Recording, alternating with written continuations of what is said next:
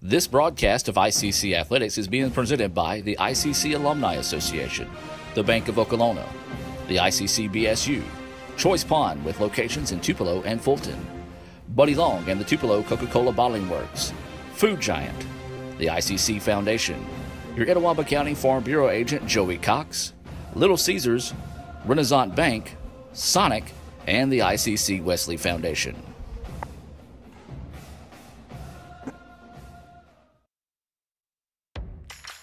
Ever since you got that license, you haven't stopped moving forward. Now that you're older and on the move, you need a safer place to keep your money. We get it. A student checking account frees you up with things like mobile check deposit to take care of that check from grandma without having to stop at a bank. Pay with your phone when you're out with friends. And stop worrying about ATM fees. We'll pay you back for those. Worry about your future, not your money. And know that we'll stick with you, wherever you go. Renaissance Bank, understanding you. Member FDIC.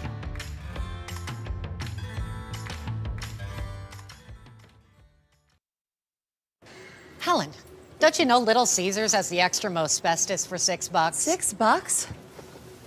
I gotta sit down. Yeah, it has the most cheese and pepperoni for the nation's best price. Most cheese and most pepperoni? I gotta sit all the way down.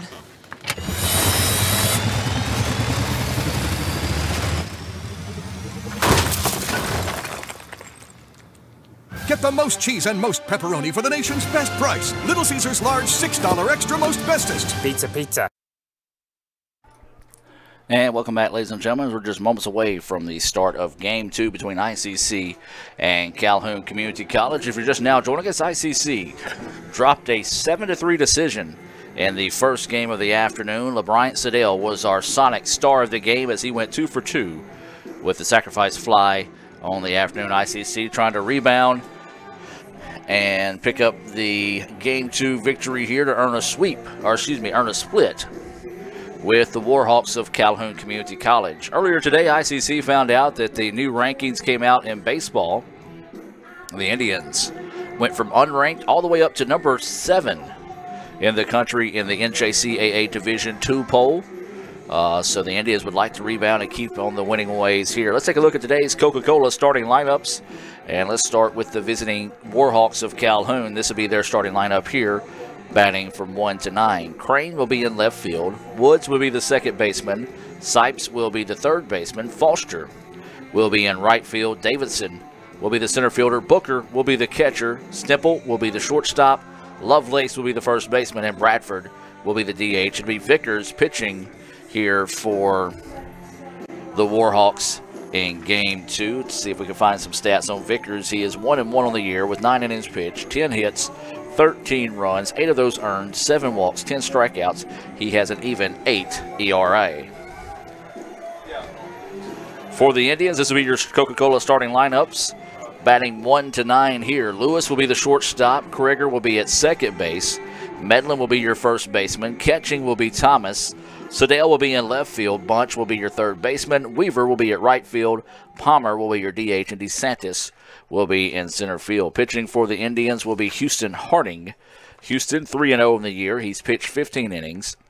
He's given up 8 hits, 4 runs, all of those earned. He's walked 4, has struck out a team-high 18, and he's got a 2.40 ERA. That is your Coca-Cola starting lineups for both teams this evening. Let's hear a quick word from Coke and come back with that Renaissance Bank opening pitch here in Game 2 between ICC and Calhoun. Gotta be hoops and wings. Yeah, subs. Wings all day. How about a sub? Dude, wings. No. Really? You gotta have ice cold Coke. I'll drink to that. Now that's how it's done. You could say it's about the clubs. You could say it's about the ball. You could even say it's about the course or the weather. But what it really comes down to is consistency and hard work. Over and over and over again. At Renaissance, we understand consistency. We understand hard work. Most importantly, we understand you. Renaissance Bank. Understanding you.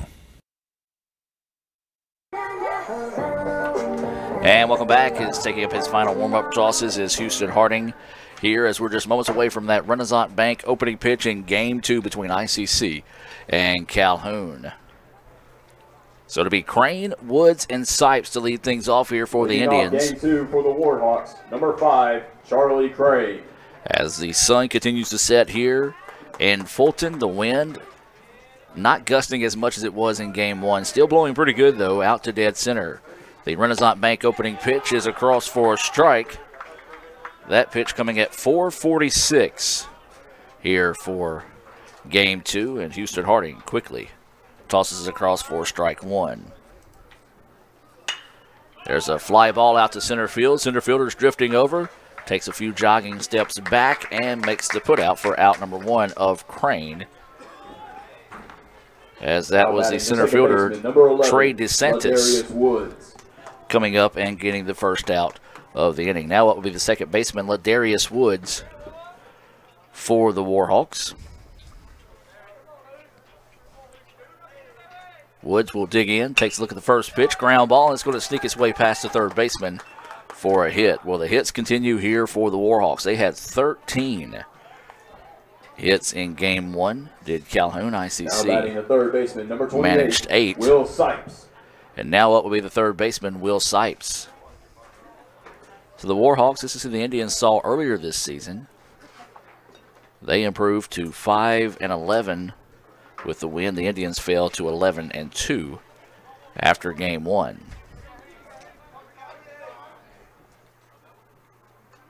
So a runner on first with 1 out. That pitch missing inside for a ball.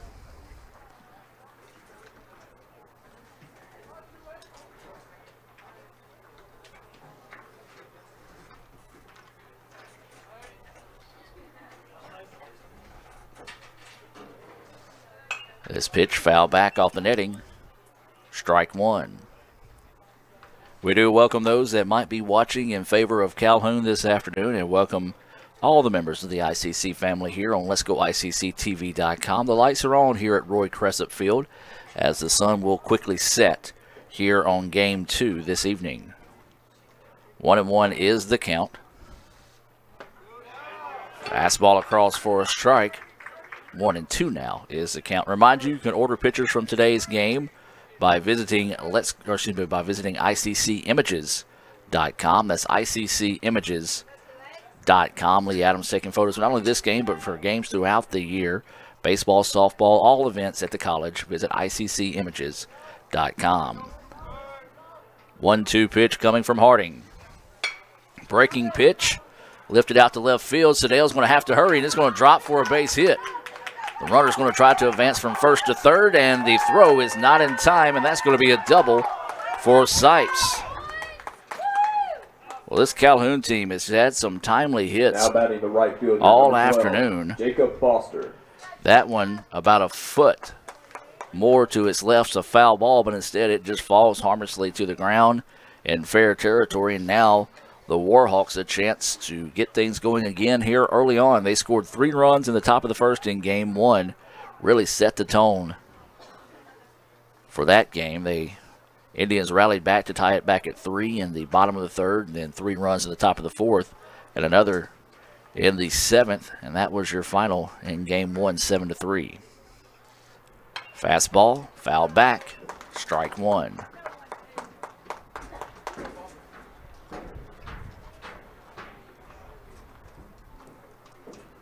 So 0-1 is the count. The Indians trying to find a way to get out of this inning with no damage done, but the Warhawks with runners on second and third with 1 out. That pitch missing outside and low for a ball. 1-1 now is the count. Well, we talked about it. We knew the winds would start blowing a little bit harder later in the afternoon. Now the top of the pine trees out there in left field really starting to dance around in the wind this evening, as they're expecting winds to get gusting as high as 15 miles per hour. This pitch popped up. First baseman calling everyone off and makes the play for out number 2. So big out there. Number 10, Hunter Davidson. And now here comes Hunter Davidson. Davidson was a tough out for the Indians in the first game of the day. He is a switch hitter, I believe. I think he lined up on the left side of the plate on the other on his last at-bat. But the center fielder, Davidson, who came in to pitch as well in Game 1 to close the door on the Indians' rally. We'll dig in here with 2 outs. Runners on second and third. Looping curveball, a beauty, but called a ball.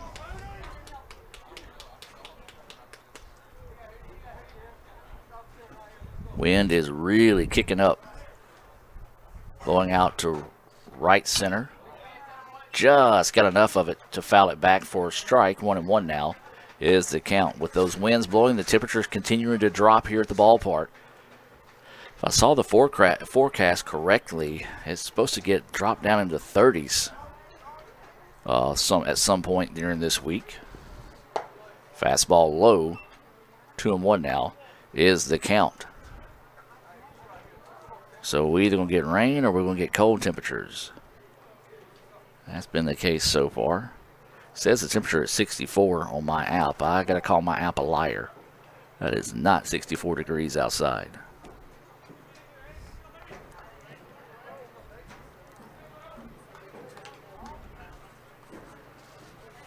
This shot lifted out to right field. Right fielder trying to shade his eyes and no, can't find it. And trying to throw it into second, cannot get it in time, and that's going to drop for a double. Just could not find the baseball in the sun that time, so that's going to be a 2-run double with 2 outs. Boy, that hurt. Thought that was going to be a routine fly ball to end the inning. 7, Justin Booker. But Kyle Weaver out there in right field did not get a good jump on the ball as he put his glove up trying to find it. He's looking dead back into the sun out there in right field and made a running attempt at it, just could not find it. So that dropped to let 2 runs score. Fastball across, strike 1. So Mother Nature playing her hand early in this one. Some winds blowing now to dead center. Runner at second with 2 outs. Curveball, little number forward. Diving stop and the throw across for the putout for out number 3. Good job by Harding defending the position that time. There were 2 runs off of 3 collect hits himself and no errors. And throw it over in time, but the Warhawks once again strike early. They played 2 runs on 3 hits, no errors, and 1 left on base.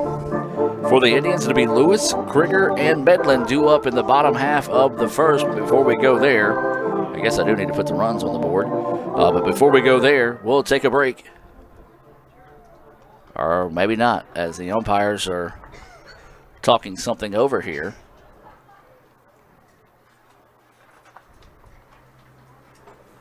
Let's keep it here, see what they're talking about. I don't know what they're talking about. They're trying to say, Calhoun was trying to say that was only the second out of the inning. No, that was 3.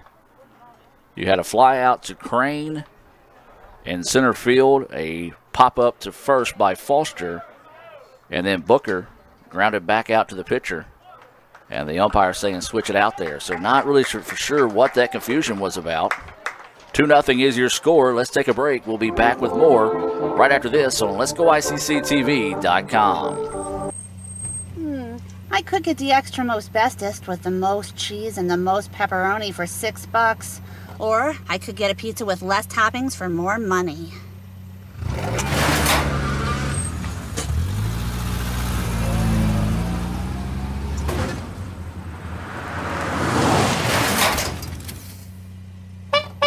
Get the most cheese and most pepperoni for the nation's best price. Little Caesars large $6 extra most bestest. Pizza, pizza. Need money now? Get a Choice Pawn loan on things you already own, like guns, boats, campers, trailers, recreational vehicles, and just about everything else. Get a loan from Choice Pawn in Fulton and Tupelo. Get cash today. ChoicePawn.com.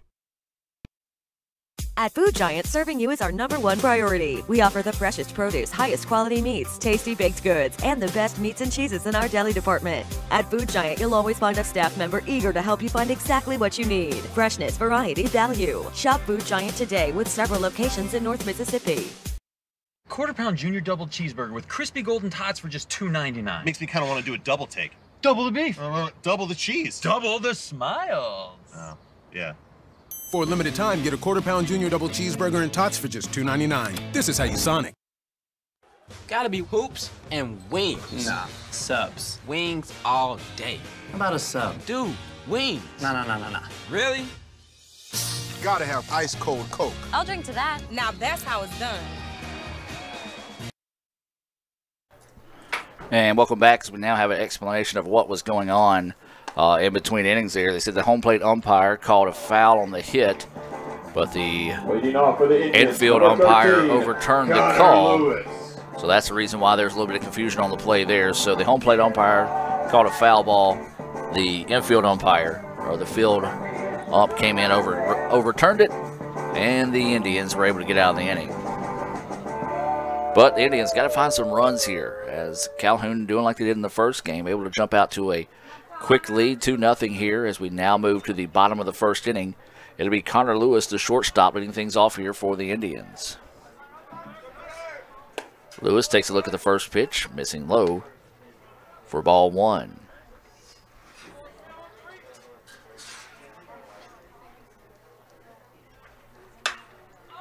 Lewis pops this one up. Shortstop drifting over. Way over out of his territory. Calls off the second baseman and gets the put out. For out number one. So now up is going to be Kyle Krieger. Number 15, Kyle Krieger. Krieger was playing third base in game one, now moved over to second here in game two.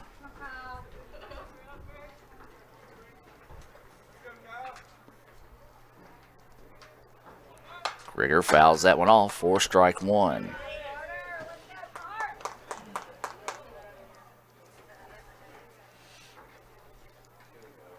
Updating Twitter. Remember to follow us on Twitter at Let's Go ICC.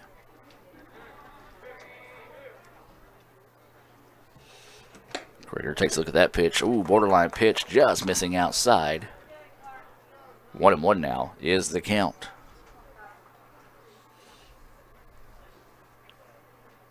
One ball, one strike, and this pitch lifted foul out of play. 1-2 now goes the count here on Kyle Krieger. Remind you, our next broadcast will be tomorrow on the Blue Channel as we travel to Senatobia with softball. 1-2 pitch coming to Krieger. That pitch in the dirt blocked up, even though there was nobody on base that time. But be a 2 o'clock start there, a 1 o'clock start there in Senatobia, as the number 11 Indians will take on the Rangers of Senatobia in a conference doubleheader there on the Blue Channel. That pitch missing high. 3-2 now goes the count here to the second baseman, Krieger.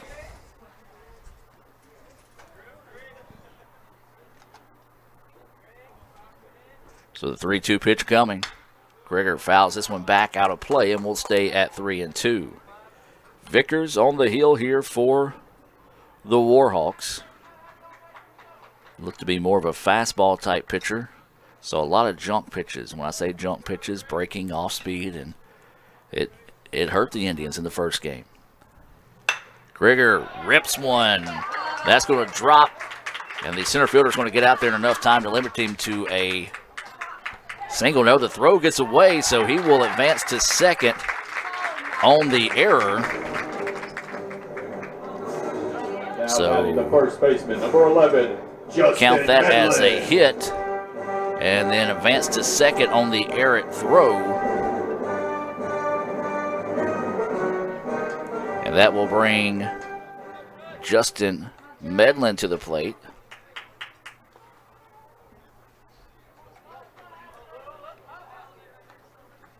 So an error on the throw. The first of the game is that pitch across for a strike.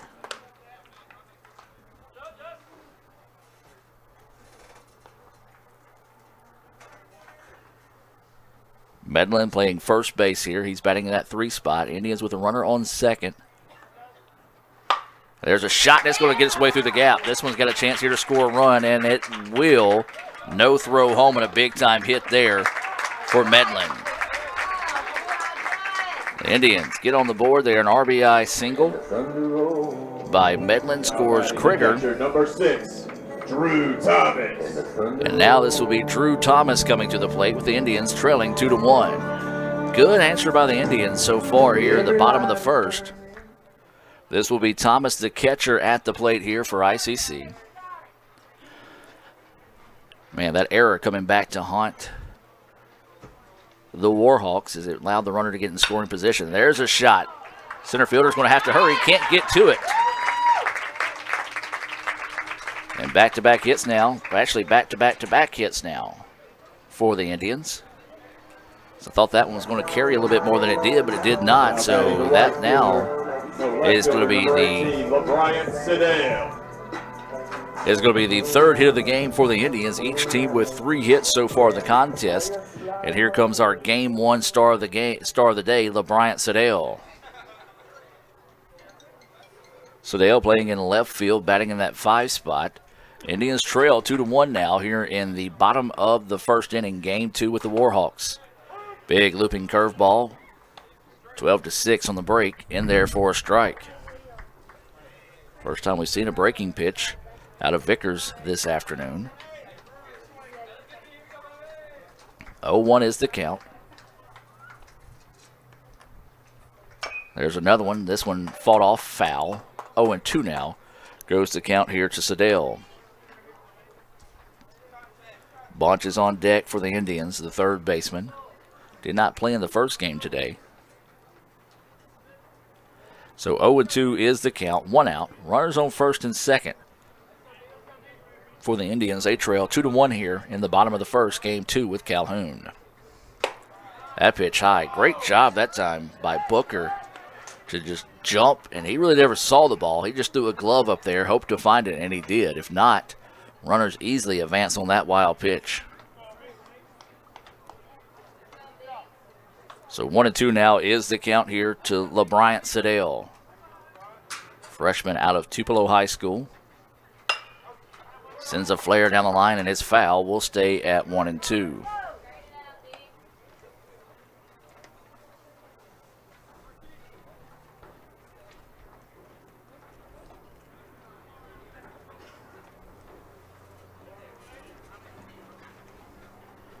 So awaiting the pitch here, 1-2 is the count to Sedale.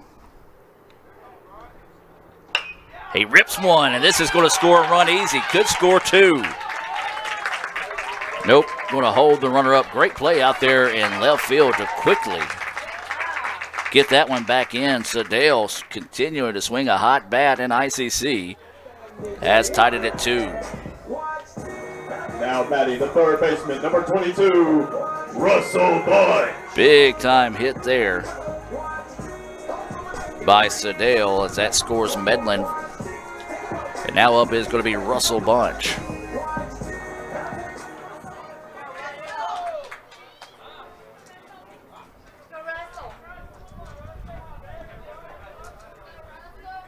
So Russell Bunch will come to the plate now.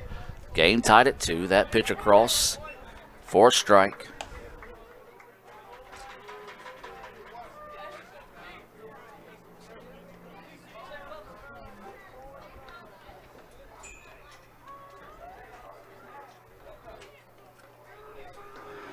So Bunch digs in. That pitch in the dirt doesn't get far enough away. Good block up that time by Booker.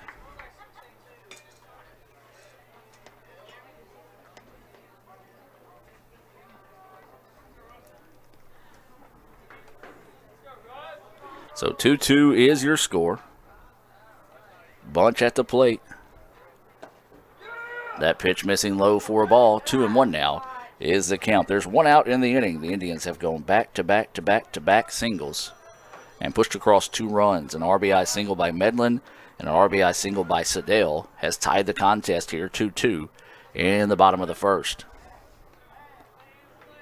Bunch, ground ball up the middle. They're going to try to turn 2. Throw over is in time for the putout. That's a Little Caesars double play there. Score that one 6-4-3 to end the inning. So the Indians get 2 runs off of 4 on hits, 4 hits. No errors. No errors. and none left, or one left on base. We've played one, ICC 2, Calhoun 2. We'll take a break and be back with more right after this on Let'sGoICCTV.com. Helen, don't you know Little Caesars has the extra most bestest for $6? $6? I gotta sit down. Yeah, it has the most cheese and pepperoni for the nation's best price. Most cheese and most pepperoni? I gotta sit all the way down.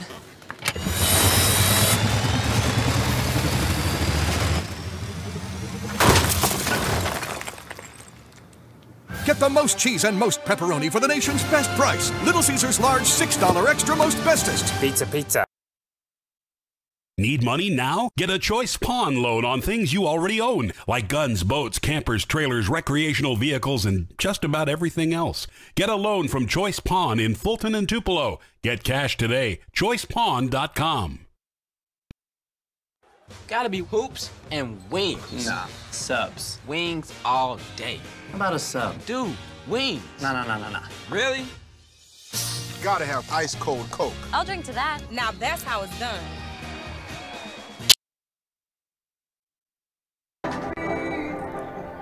And welcome back, ladies and gentlemen. Now as we move to the top of the second inning, ICC and Calhoun tied 2-2. Leading off for the Warhawks, number 15, Andrew Stemple.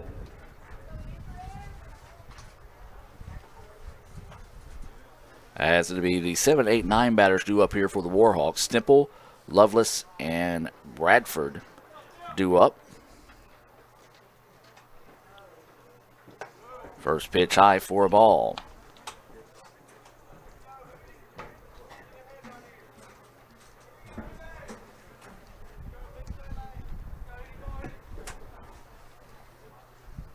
That pitch missing outside, 2-0 now. Harding trying to just paint those corners, not really getting any calls here early on. 2-0 now is the count. Temperatures continuing to drop as that sun settles over the waterway. Good looking pitch that time, missing outside for a ball. 3-0 now is the count here to Stemple, the shortstop. So figure the red light is on the whole way here for Stemple. That pitch, a carbon copy of the last one, called a strike. 3-1 now is the count here to Stemple. Good job by Harding, just trying to settle down a little bit. This pitch fouled back. Count goes full now, 3-2.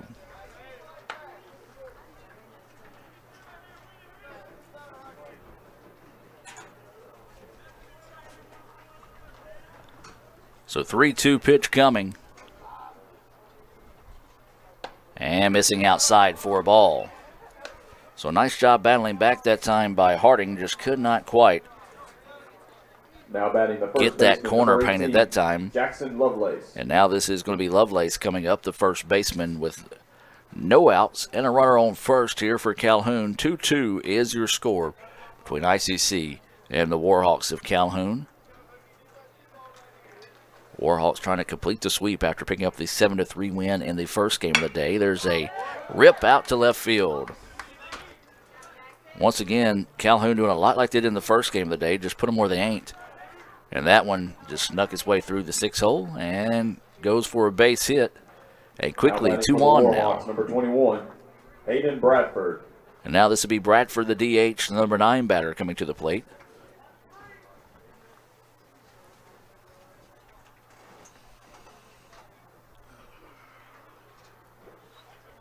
So the Indians trying to find a way to get an out here. Bradford going to show bunt. Now pulls back, checking the runners. Looked like he was thinking about laying the bunt down after pulling back on it still. That pitch breaking at the knees for a strike. 0-1 is the count here to Bradford, the DH, here in game 2.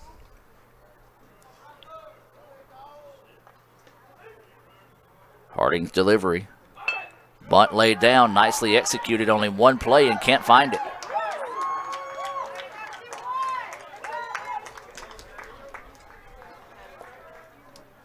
Tough play now there. The left fielder, number 5, Charlie Crane.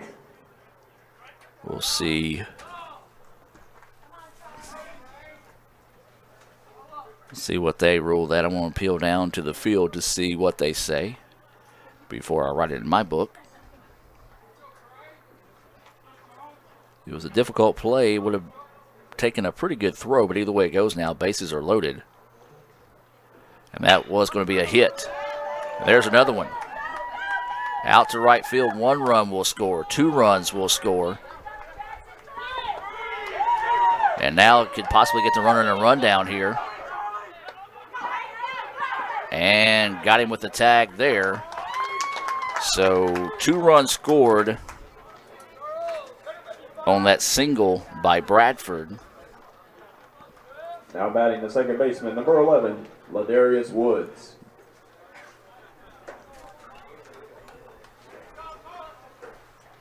Or should we, no, that was not the single that scored that. That was Crane's single that scored that run. It was Bradford that got caught in the rundown as he was retired 8-2 to 5-2. Pitch in the dirt, doesn't get far enough away, but credit Crane on the play as he had the wherewithal to be able to get from first to third during that whole mess to get in scoring position.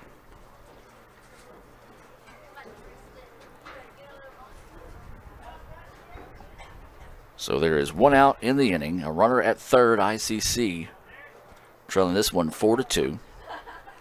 Time is taken here by Woods. He singled and scored a run in his first at bat of the day.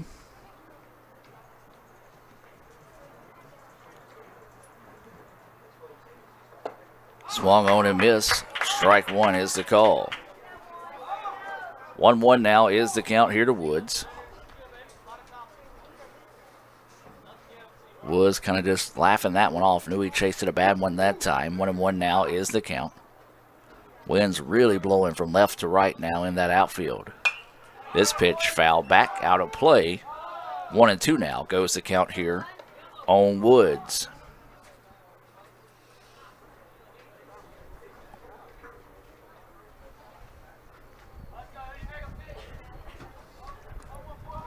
So 1-2 now is the count with 1 out, a runner on third.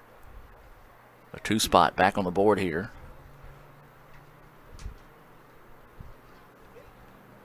This one fouled off. We'll stay at 1-2.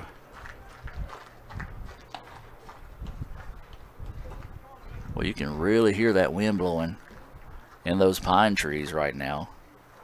Wind is almost keeping the flag straight out there in center field, as you can see there on your screen. Pitch a beauty. Strike 3. And the first Renaissance Bank strikeout of the day. Third baseman, number 28, Will Sipes. For Houston Harding, and that's a big one there, as that's out number 2. And now up will be Sipes, who doubled and scored a run in his previous at-bat. Sipes takes a look at that first pitch, called a strike. Paints that outside corner for strike 1. That's Crane over at third. He singled. Had the wherewithal to advance over to third after they got the Bradford in a rundown.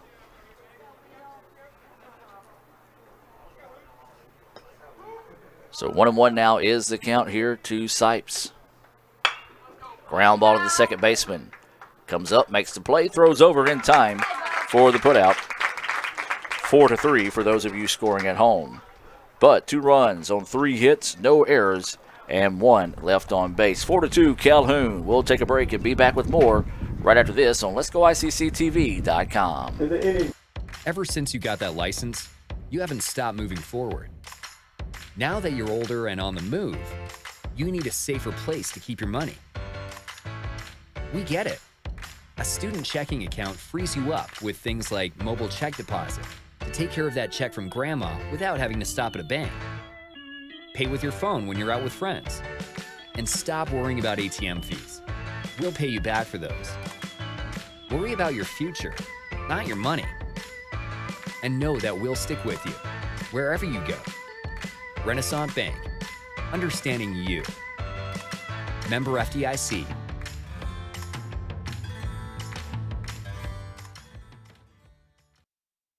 At Food Giant, serving you is our #1 priority. We offer the freshest produce, highest quality meats, tasty baked goods, and the best meats and cheeses in our deli department. At Food Giant, you'll always find a staff member eager to help you find exactly what you need. Freshness, variety, value. Shop Food Giant today with several locations in North Mississippi.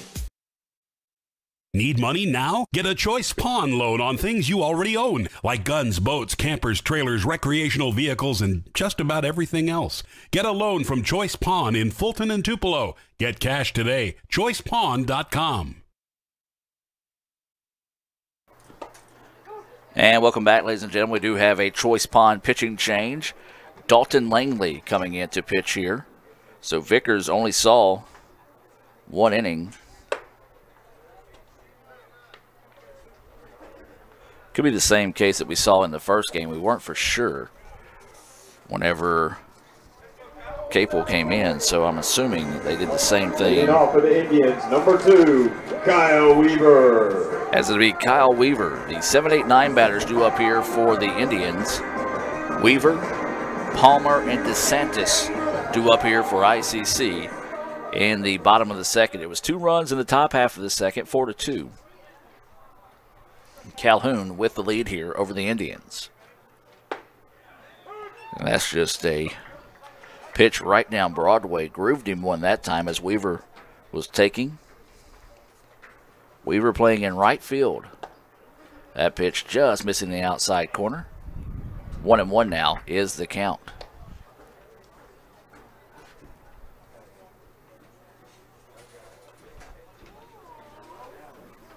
Wind continuing to stir here at the ballpark. Good crowd, though, sticking around, even though it's kind of cold. Little ground ball to the third baseman. Gets it, throws over, is in time to get the speedy Weaver out at first. Score that 5-3 on the putout of Weaver. And now this will be the DH, Palmer. Number 32, Hayden Palmer. Hayden Palmer coming to the plate. Did not play in the first game of the day, getting the DH role here in Game 2. ICC trailing 4-2 here in the bottom of the second, Game 2. If you're just now joining us, ICC fell 7-3 in the first game of the day. That pitch drifting outside for a ball. DeSantis, the center fielder, on deck for the Indians.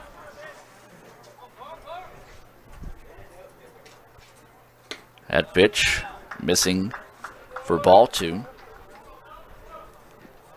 Not very much effort out of Langley whenever he pitches. Looks very effortless, almost just slinging it up there.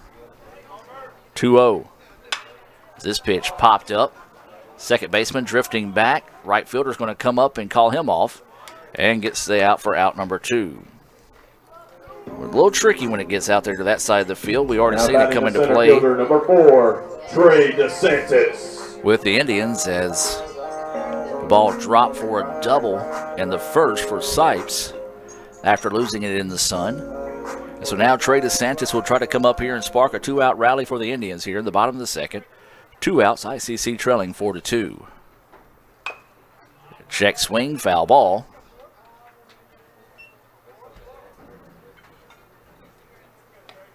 And just been the way Calhoun has kind of just done a good job today keeping these Indian batters on their heels. Mixing up a lot of different pitchers. And a lot of different throwing motions, speeds, change-ups, curveballs. As that's going to be a slow roller there. DeSantis going to have to hurry. Just can't beat it out that time. 2-3 on the putout of DeSantis as he just barely got a piece of that one for a 3-up, 3-down inning there for the Indians. No runs, no hits, no errors, nobody left on base. We've played 2 here in Game 2. 4-2 is your score in favor of Calhoun. We're going to take a break and be back with more right after this on Let'sGoICCTV.com. This broadcast of ICC Athletics is being presented by the ICC Alumni Association, the Bank of Okolona, the ICC BSU, Choice Pawn with locations in Tupelo and Fulton, Buddy Long and the Tupelo Coca-Cola Bottling Works, Food Giant, the ICC Foundation, your Etowah County Farm Bureau agent Joey Cox, Little Caesars, Renaissance Bank, Sonic, and the ICC Wesley Foundation.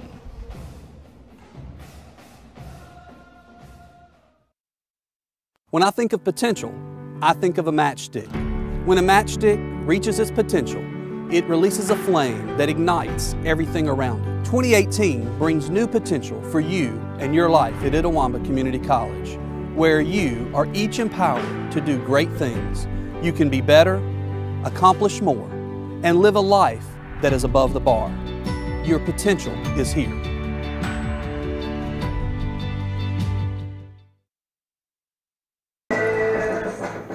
And welcome back. Now as we move to the top of the third inning, ICC trailing Calhoun 4-2 here in Game 2. The Indians trying to avoid the sweep after dropping a 7-3 decision in the first game of the day. And this is going to be Foster coming to the plate.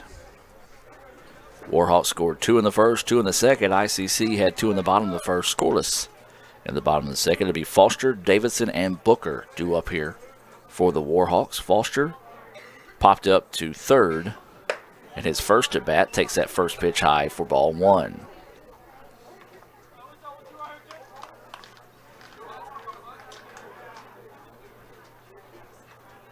This pitch lifted. First baseman once again calling everyone off about a half a step before he steps onto the grass and retires Foster for the second time here in Game 2. Now up is going to be Hunter Davidson. Davidson, the beneficiary of a break earlier in the game when they fly ball out to right field, should have ended the inning. Instead, thanks to Mother Nature and the sun getting in the eyes of right fielder Kyle Weaver, the ball dropped for a double and allowed 2 runs to score. That was back in the first. So that first pitch missing in the dirt for ball 1. Davidson stands in, looks at a breaking pitch across. 1-1 now is the count.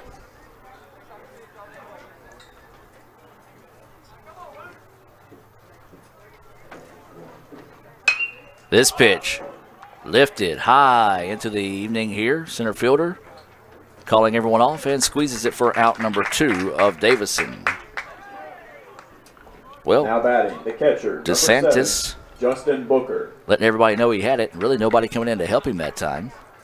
Those are going to be tricky as we get into the evening. Luckily for the Indians, the wind kind of calmed down this inning.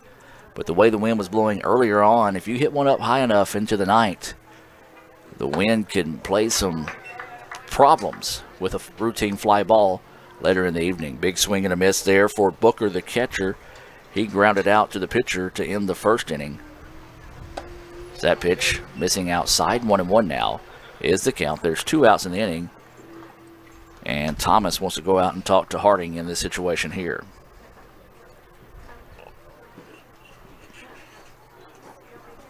The lights are on here at Crew Ball Field.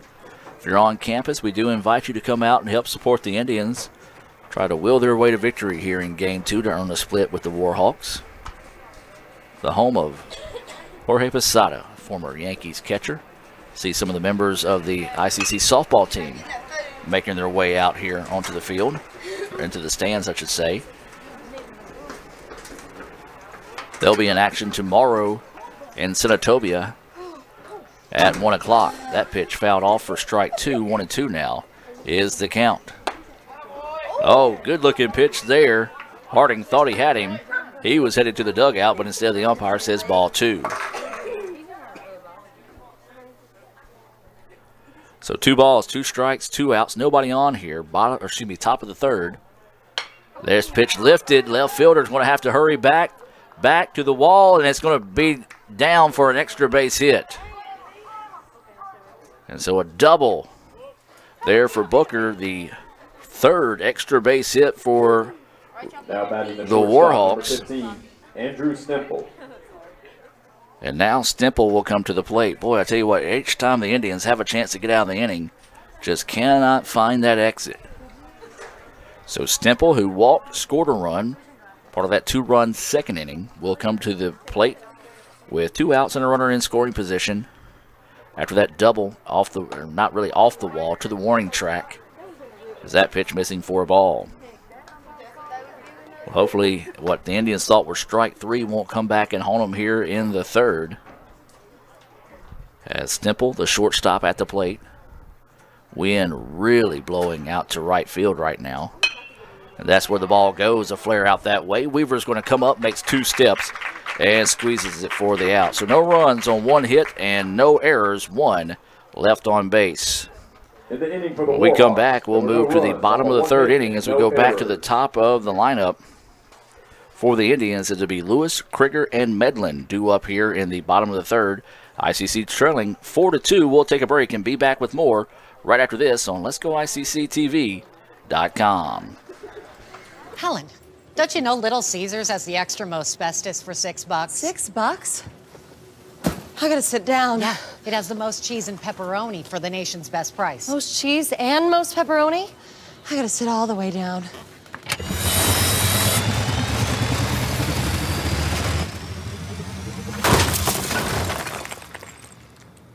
Get the most cheese and most pepperoni for the nation's best price. Little Caesars large $6 extra most bestest. Pizza, pizza. Today, you are connected more than ever. Your friends, your family, your life. Having a partner that understands banking is what you do on your time, anywhere you like. It's about being connected, which is easy with convenient locations in your community. Understanding that sometimes you need to speak to real people with real answers. Banking partners with the services you desire, who understand how you want to bank. Renaissance Bank, understanding you. At Food Giant, serving you is our #1 priority. We offer the freshest produce, highest quality meats, tasty baked goods, and the best meats and cheeses in our deli department. At Food Giant, you'll always find a staff member eager to help you find exactly what you need. Freshness, variety, value. Shop Food Giant today with several locations in North Mississippi. And welcome back. Now as we move to the bottom of the third inning, ICC trailing 4-2 here to the Warhawks in Game 2 of today's doubleheader. Leading off for the Indians, number 13, Connor Lewis. So it'll be Connor Lewis to start things off here for the Indians. Leadoff batter this afternoon.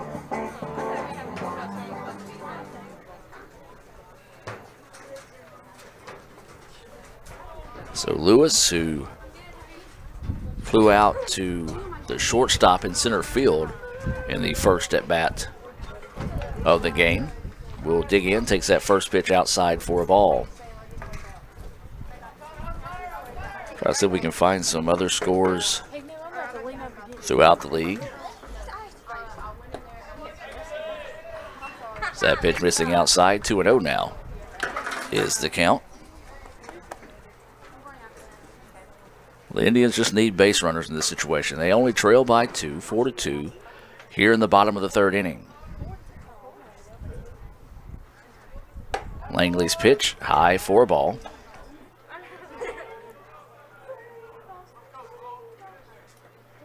Here's some of the softball girls getting their chant going in front of us. And there's ball 4. Nice patient at bat that time by Lewis. As we said, Langley not really throwing anything hard in this game. Now batting the second baseman, number 15, Kyle Krieger. Let's see.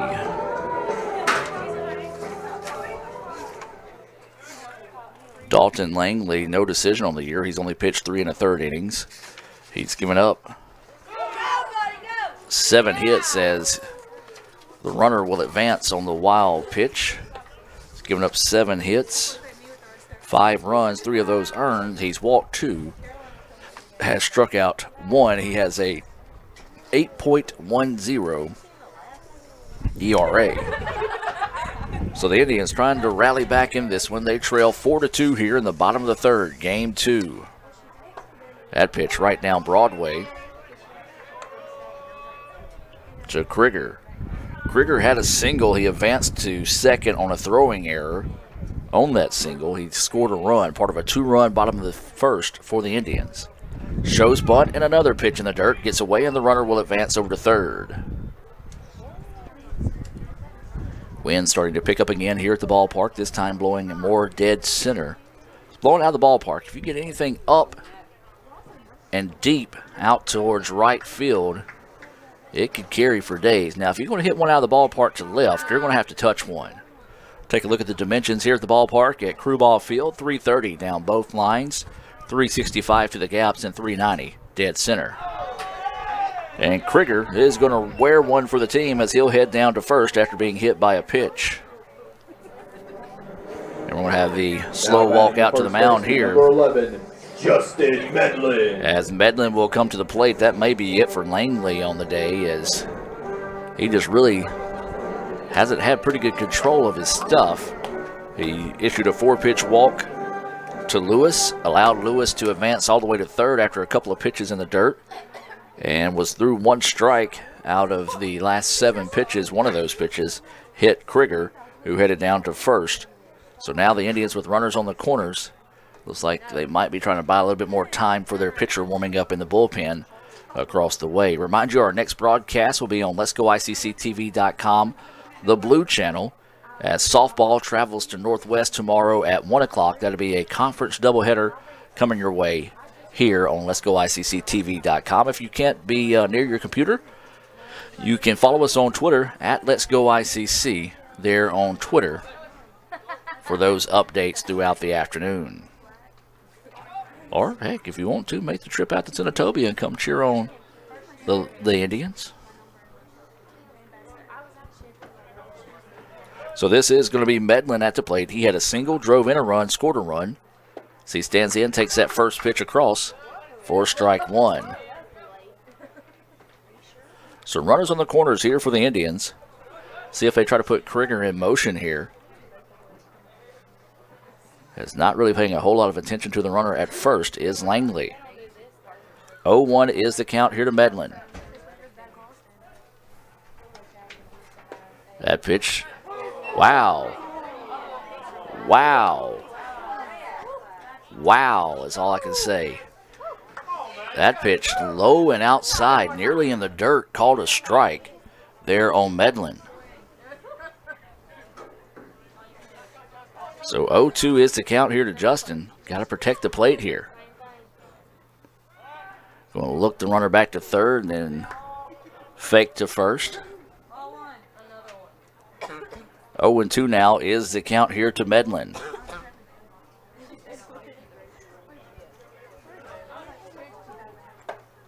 The ball gets away, not far enough for the run to score. Good job that time by Booker. Once again, we've seen him about 2 or 3 times in this game have to make some extra effort plays to keep the ball from getting away and allowing runners to advance. Good job that time there. That pitch outside for a ball. 1-2 now is the count here to Medlin. Thomas is on deck for the Indians. 4-2 is your score. Runners on the corners here for the Indians. No outs. And that time a pitch that broke back into Medlin. A big, healthy swing and a miss there for the Renaissance Bank strikeout. First of the game for Langley. Now batting the catcher. So now there's Drew Thomas. 1 out in the inning. And Drew Thomas coming to the plate. Thomas singled but was left stranded in scoring position back in the first after a Little Caesars Little Caesars double play into the inning. That pitch in the dirt, missing for a ball. They appeal to the infield umpire to see if he went. He said he did not. So 1 ball, no strikes, 1 out. Runners on the corners here for the Indians. And that pitch swung on and missed for a strike. Langley doing a pretty good job of hitting his spots, though. He's not going to blow you away with a lot of speed, but man, he is accurate when it comes to painting these corners on these Indian batters. ICC trailing 4-2. We're in the bottom of the third, game 2. There's a hard hit ball right back up the middle. Second baseman gets it for 1, and that's going to be a fielder's choice. Take a look back at that. Almost a double play. Second baseman tossed it over. Second shortstop actually lost it. And so that's going to be a fielder's choice for Thomas.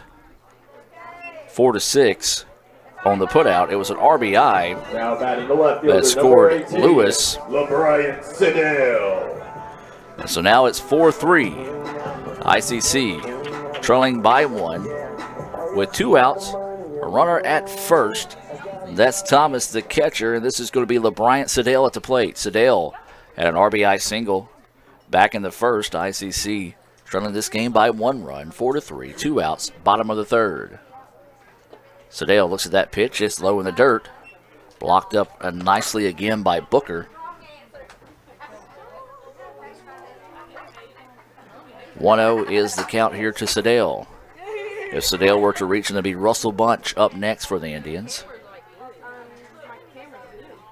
Sedale looks at that one. Ball gets away. Catcher can't find it.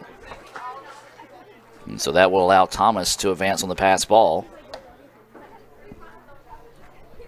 And so now Thomas in scoring position. Boy, a hit to the gap would be huge here for the Indians. The outfield shading LeBryant to their left. If he can get something to the right or over the second baseman's head out to right field, that'd easily score a run for the Indians. 2-0 is the count. 2 outs and a runner on second. That pitch missing low. 3-0 now goes the count.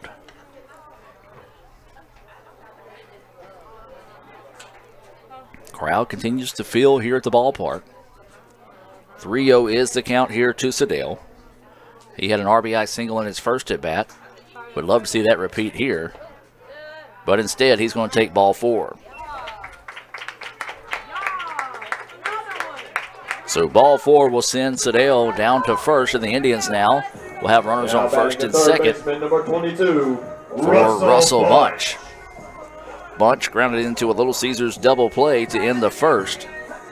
Would like to redeem himself here with a base knock and see if we can tie this contest. So Bunch, the freshman out of Itawamba AHS, will dig in with 2 outs, runners on first and second. Takes a look at that pitch, missing low for a ball.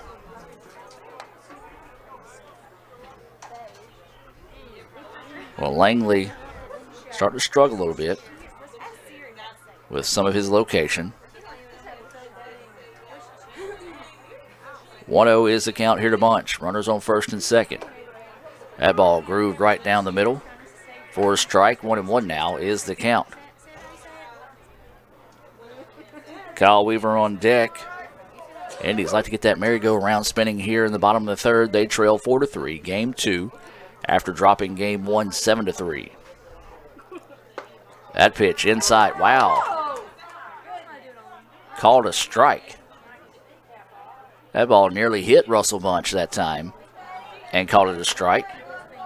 Guess the umpire's just tired of the Indians not really swinging the bat because Langley's not filling up the strike zone right now. But instead, gave him the strike there. 1-2 now is the count here to Bunch. Bunch having to swing at that one. Fouls it off out of play. Will stay at 1-2.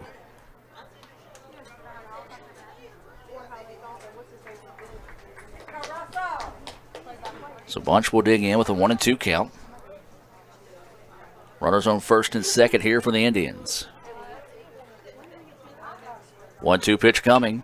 Bunch fouls this one off and will stay at 1-2. There's 2 outs here in the bottom of the third. ICC trailing 4-3. Bunch trying to keep this inning going here for the Indians.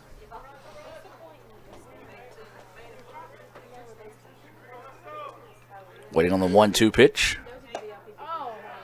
And ooh, got to be careful if you're Russell. That's what he called a strike earlier. Called that one a ball. That one, actually the strike he called earlier a little bit more inside than that one. So Bunch flirting with disaster there as he takes and looks at ball 2. 2-2 now is the count. Bunch pokes that one out, but foul. The umpire never really signaled the ball was foul. So Coach Collier sending the runners that time, I think really to make a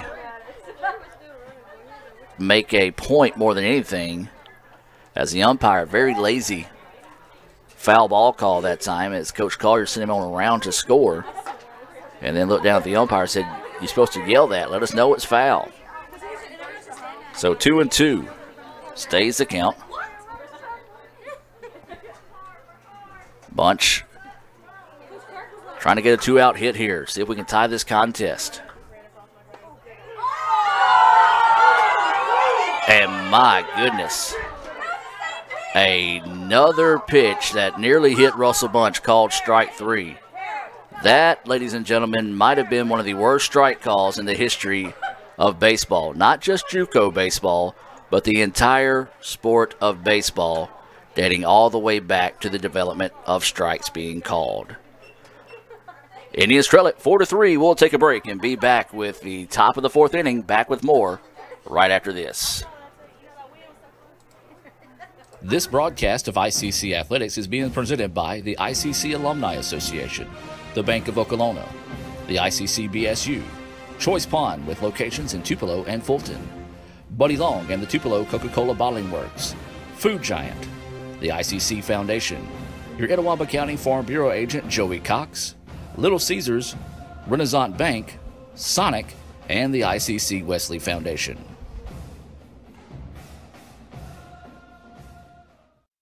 I love these soft pretzel twists. They're so soft and salty, I like to sample them. That was a tongue twister! Here's another one. Peter Piper picked a pack of perfect pretzels. Hold up. Your last name is Piper? Try a new warm and buttery soft pretzel twist with the Sonic Fruit Fizz. This is how you Sonic. At Food Giant, serving you is our #1 priority. We offer the freshest produce, highest quality meats, tasty baked goods, and the best meats and cheeses in our deli department. At Food Giant, you'll always find a staff member eager to help you find exactly what you need. Freshness, variety, value. Shop Food Giant today with several locations in North Mississippi. And welcome back now as we go to the top of the fourth inning. ICC trailing 4-3. Jackson Lovelace. As will be the 8-9-1 batters due up here for the Warhawks. See how the strike zone stays here. In the top of the fourth, we saw 3 strikes called after the ball nearly hit Russell Bunch in that last at bat. This first pitch lifted out to right field. As we said, the wind can carry you for days, and it does. Lovelace sneaks one out of the ballpark thanks to a pretty heavy wind blowing out there to right field. So a wind-aided solo home run puts the Warhawks back up by 2. Lovelace surprised that one got out of the ballpark. As we said, you can get them up and point them out towards right field. The wind will do the rest. And that was the case there. Hayden Bradford. So Lovelace gets his second run scored, his first RBI of the game. He's 2 for 2 now in the contest. That pitch missing low and outside for a ball. So leadoff home run by Lovelace. 5-3 now is the lead. Little flare out. The Calhoun coach trying to make the play on it. Coach, a little cold. Probably don't want to do that. With the ball coming out your way on a chilly night like tonight. Foul ball goes for a strike. 1-1 now is the count. No outs, nobody on after a leadoff home run by Lovelace. Makes it a 5-3 contest. That's got to be a strike. If you're going to call that last looking strike 3 on Russell Bunch, that one right there has got to be a strike if you're that home plate umpire. It's the same exact location. This pitch inside. Jammed him, fouled it off. 2-2 now is the count. To borrow a phrase from my buddy Steve Diffie, this home plate umpire is consistently inconsistent so far here in game 2. 2 balls, 2 strikes, no outs. Pitch coming, big looping curveball, just couldn't quite get on top of it that time. Count goes full at 3-2.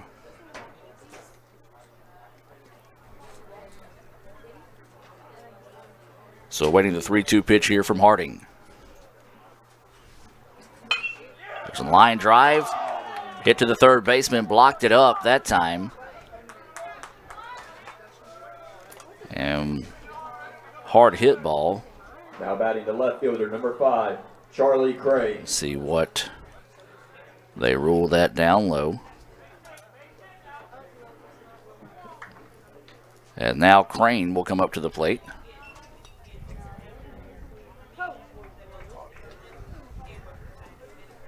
As Crane will dig in, he is 1 for 2 on the afternoon.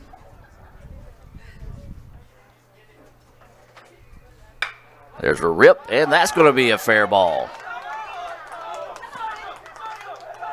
And they're going to ask the runner, nope, they're going to say keep him at third, but that's going to be a double for Crane. The hits continue Now batting the second base here for the Warhawks. Ladarius Woods. And now this is going to be Ladarius Woods coming to the plate with runners on second and third.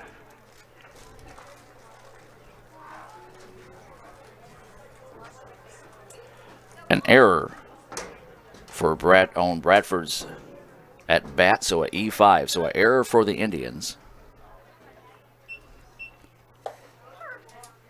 Curveball missing for a ball.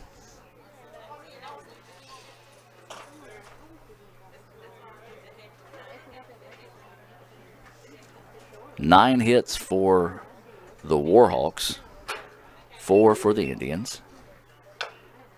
As that's going to be a foul ball. 1-1 now is the count. Still no outs in the innings, though. Warhawks threatening again here. Man, they have just been outstanding with timely hits all afternoon into the evening. Did so in the first game. They turned out 7 runs on 13 hits. ICC, as that pitch in the dirt gets away, it will allow the run to score. It's a swinging strike. 1-2 is the count. So the error coming back to haunt the Indians there.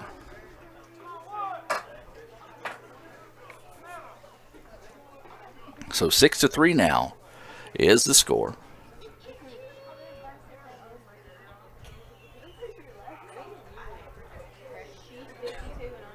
Now he's going to appeal to the infield umpire.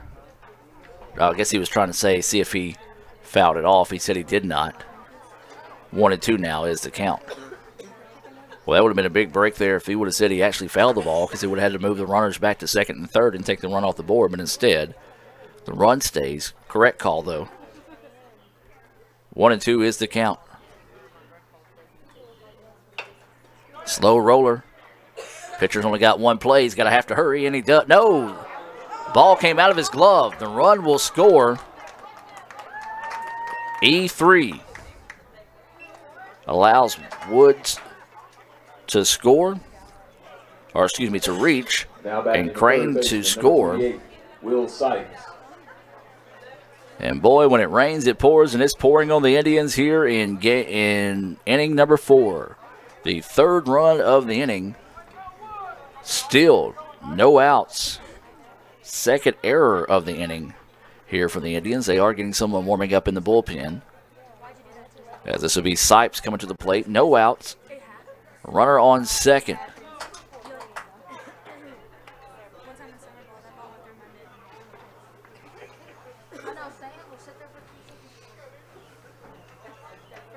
So checking the runner at second. Harding now set to deliver in the dirt for a ball. 1-0 is the count. Indians just haven't really seemed to be in this game today, almost as if they wanted to be anywhere but the ballpark.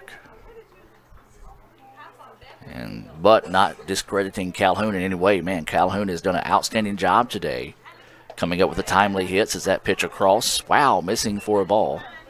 2-0 is the count. But yeah, Calhoun has done a great job of taking advantage of the opportunities, coming up with timely hits, and making the plays when they need them the most defensively, to be able to find a way to bully their way out now to a 7-3 lead, the same margin of victory in Game 1. This pitch fouled back out of play. 2-1 now goes the count. There's still no outs here. In the top of the 4th inning, Calhoun has already plated 3 runs, trying to keep things going here.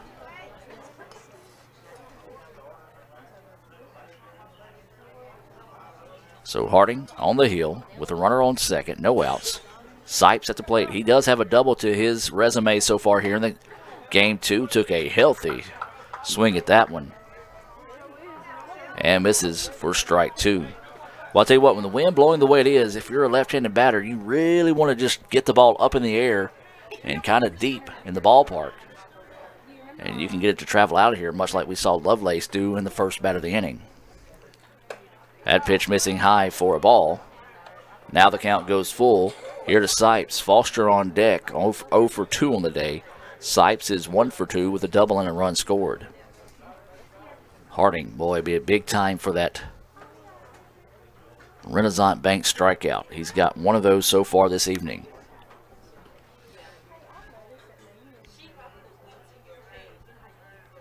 Waiting the 3-2 pitch out of Harding. He's going to step off and look the runner back to second.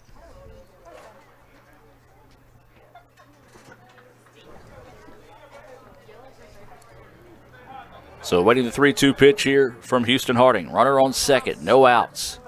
Pitch coming, and loses him with the ball.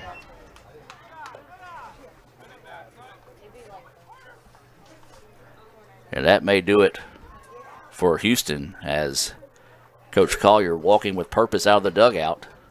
And we'll head to the mound. Let's take a break and come back with more. ICC just cannot get anything going today at the ballpark. They trail 7-3. We'll take a break and hear a word from our sponsors and be back with more right after this. This broadcast of ICC Athletics is being presented by the ICC Alumni Association, the Bank of Okolona, the ICC BSU, Choice Pond with locations in Tupelo and Fulton, Buddy Long and the Tupelo Coca-Cola Bottling Works, Food Giant, the ICC Foundation, your Etowah County Farm Bureau agent Joey Cox, Little Caesars, Renaissance Bank, Sonic, and the ICC Wesley Foundation.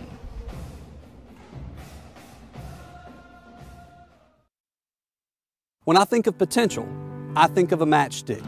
When a matchstick reaches its potential, it releases a flame that ignites everything around it. 2018 brings new potential for you and your life at Itawamba Community College, where you are each empowered to do great things. You can be better, accomplish more, and live a life that is above the bar. Your potential is here. Need money now? Get a Choice Pawn loan on things you already own, like guns, boats, campers, trailers, recreational vehicles, and just about everything else. Get a loan from Choice Pawn in Fulton and Tupelo. Get cash today. ChoicePawn.com. And welcome back. So we do have a Choice Pawn pitching change here. Braden Ellis coming in to pitch here for the Indians. Let's take a look at some Sonic stats on Ellis. He's 1-1 on the year with a save. He's pitched 4 innings. He's given up 6 hits, 1 run. It was earned. He's walked 1, struck out 5. He has a 2.25 ERA. That is your Sonic stats on Braden Ellis, who is checking in, replacing the right fielder, Houston 12, Harding. Jacob Foster. Runners on first and second still belong to Harding in this situation. So 7-3 is your score. ICC trailing in this one in game 2. Calhoun trying to come back and earn the season split with a sweep. ICC swept Calhoun at Calhoun. The Warhawks picked up a 7-3 win in game 1. That's the lead now here in game 2. First pitch missing for a ball from Ellis. That one had a little tail back into the plate. Across for a strike. 1-1 now is the count.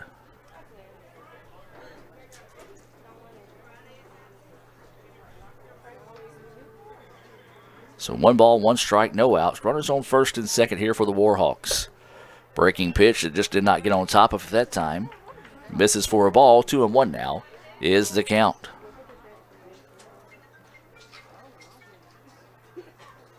Two balls, 1 strike. No outs. Runners on first and second for the Warhawks. Indians need to just find an out. There's a pitch, painting the corner. 2-2 now is the count.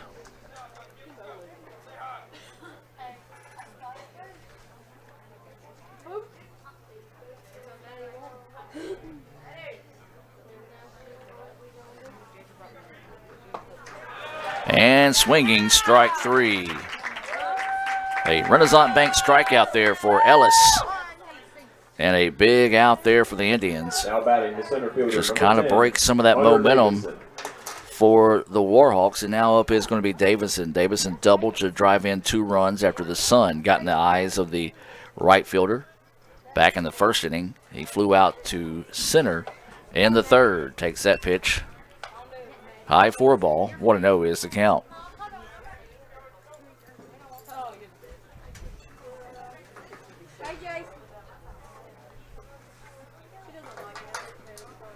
1 ball, no strikes, 1 out. Runners on first and second. Foul ball.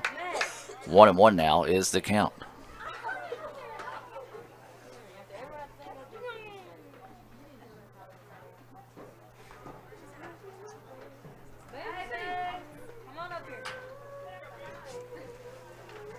Pitch coming, curveball, can't get on top of it. Ellis just can't quite get on top of his breaking pitches tonight to get him falling there for a strike. Is that one missing for a ball?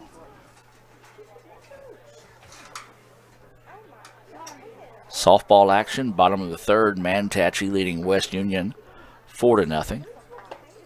Swung on and missed, strike 2. Ingomar girls basketball team defeated Kahoma County 68-45. They'll advance to the state championship in 2A. I believe that's the 3rd straight year they'll be playing for the state championship. 2-2 is the count. Pitch coming, lifted, fouled back, out of play. We'll stay at 2-2. We're talking about some Bank of Oklahoma scoreboard updates. Trying to find schools throughout the area on Twitter. Remind you, follow us on Twitter at Let's Go ICC. So 2-2 is the count. 1 out, runners on first and second. Swung on and missed for strike 3. Back-to-back Renaissance Bank strikeouts for Ellis. And quickly 2 away now. Catcher number 7, Justin Booker. As Booker will come to the plate.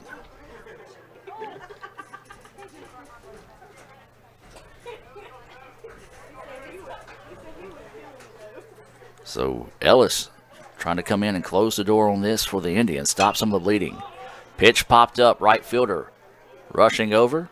Dances around and squeezes it in the wind as it danced around a little bit. So nice job by Braden Ellis to come in and retire the side, I should say. He gets a pair of Renaissance Bank strikeouts. But the damage done. They get 3 runs on 2 hits, 2 errors, and 2 left on base. ICC's got to get these bats fired up here in the bottom up part of the inning, as we'll take a break and be back with more right after this on Let'sGoICCTV.com. Ever since you got that license, you haven't stopped moving forward. Now that you're older and on the move, you need a safer place to keep your money. We get it. A student checking account frees you up with things like mobile check deposit to take care of that check from grandma without having to stop at a bank. Pay with your phone when you're out with friends. And stop worrying about ATM fees. We'll pay you back for those. Worry about your future, not your money. And know that we'll stick with you wherever you go. Renaissance Bank, understanding you. Member FDIC.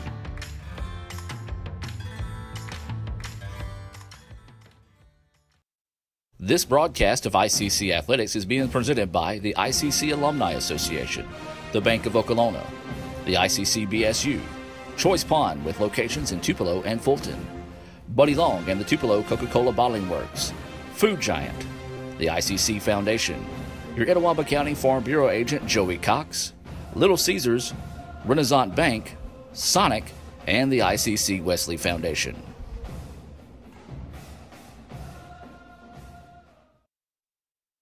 I love these soft pretzel twists. They're so soft and salty, I like to sample them. That was a tongue twister! Here's another one. Peter Piper picked a pack of perfect pretzels. Hold up. Your last name is Piper? Try a new warm and buttery soft pretzel twist with the Sonic Fruit Fizz. This is how you Sonic.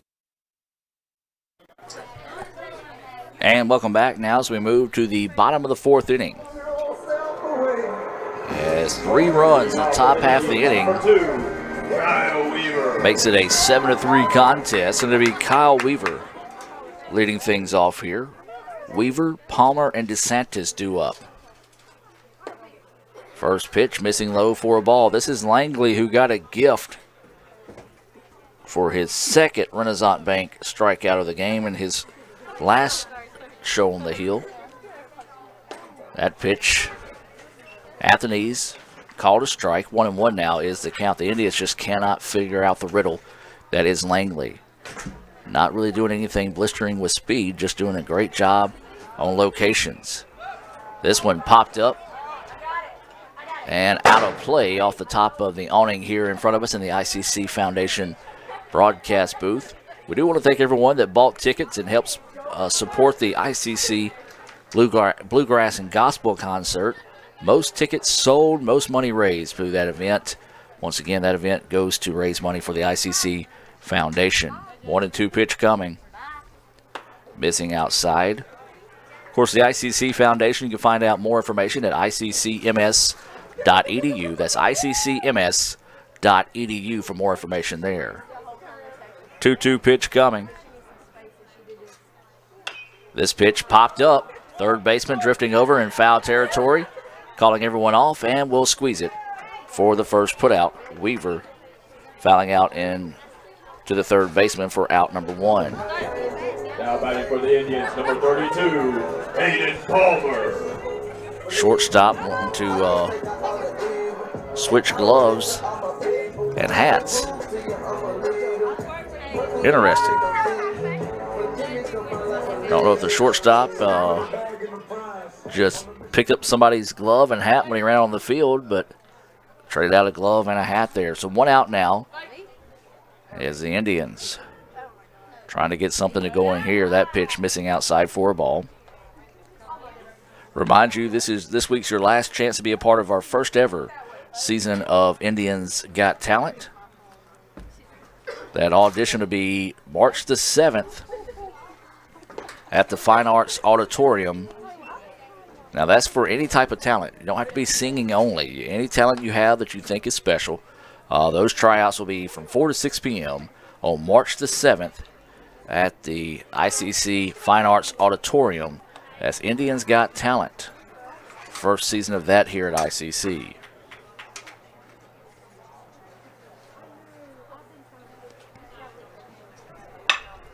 There's a roller to the shortstop, sticks his glove out, says, "Look what I found," and gets the put out 6-3 of Palmer. Now batting the center fielder, number 4, Trey DeSantis. So now up will be Trey DeSantis.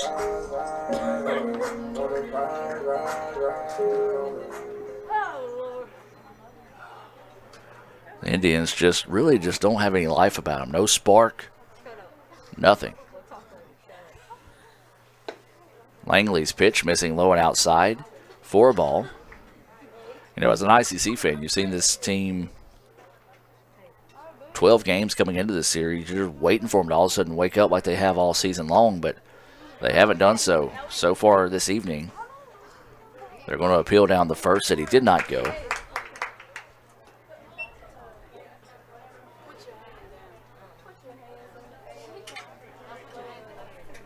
So 2-0 now is the count here to DeSantis, the center fielder. If he were to reach, then we go back to the top of the lineup. And Lewis, that pitch fouled deep into the evening for strike 1.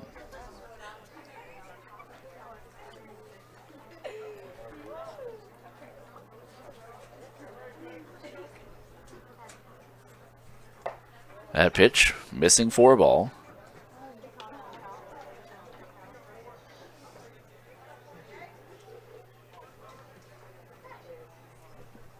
So 3-1 is the count here to DeSantis, the center fielder.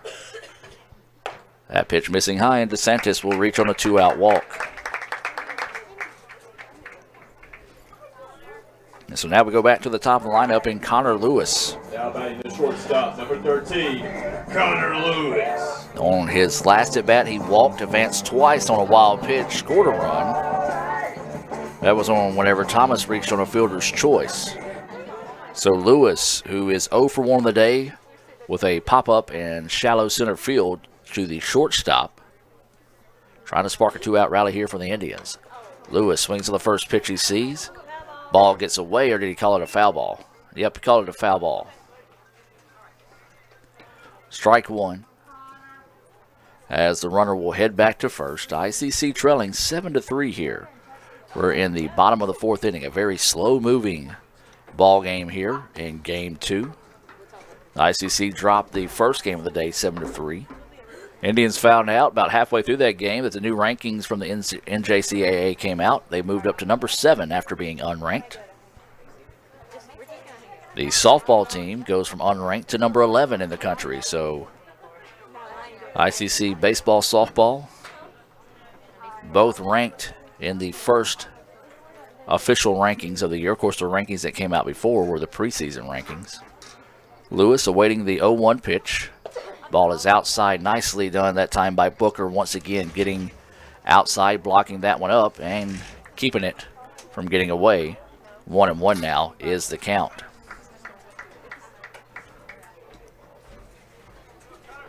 One ball, one strike, 2 outs, and a runner on first. That's DeSantis, who reached on a walk. This time the ball gets away. Catcher can't keep it in front of him, and DeSantis will take second. I'm going to give credit where credit's due. I talk about Booker as that one got away. He has been very active here in game 2. I don't know if did he catch game 1 as well. Yes, he did. So he has been very active behind the plate in a lot of innings, and been some long innings as well with him behind the plate, but he has been very active behind the plate here in game 2. That pitch missing low for a ball. 3-1 now goes the count here to Connor Lewis. 3-1, 2 outs, runner on second. ICC needs to get a run here, spark a 2-out rally. They trail 7-3. And instead, Lewis will wear one. Second time that an Indian's been hit by Langley, and Lewis will head down to first. This is going to bring up Kyle Krieger. Krieger was hit by a pitch in his last at-bat. Second baseman, number 15, Kyle Krieger. He had a single, advanced on an error, did score a run back in the first. So the Indians just trying to get something going here in the bottom of the 4th.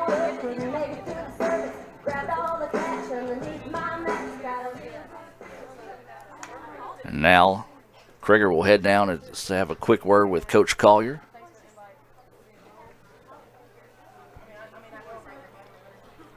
Langley working with a 4-run cushion here in the bottom of the 4th.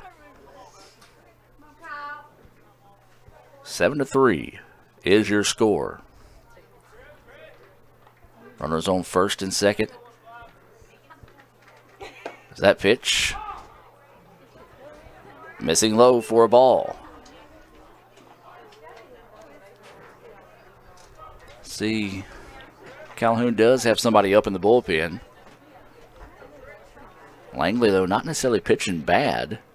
Is that pitch across for a strike at the knees? He's just had to pitch a lot, but he's been effective. As he has only allowed 1 run since entering in the second. That pitch in the other batter box called a strike. 1-2 now is the count.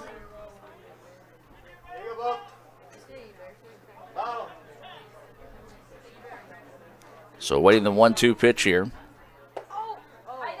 That one nearly hit him. 2-2 now goes the count here on Krieger. Krieger was hit by a pitch in his last at-bat. The Indians just need base runners on. Don't have to get anything fancy here. Can't get all 4 runs. I mean, you can the next at-bat if bases are loaded, but you can't get all the 4 runs in one swing. This pitch fouled off. Will stay at 2-2. Nice job by Krieger, finding a piece of that one to keep the at-bat alive.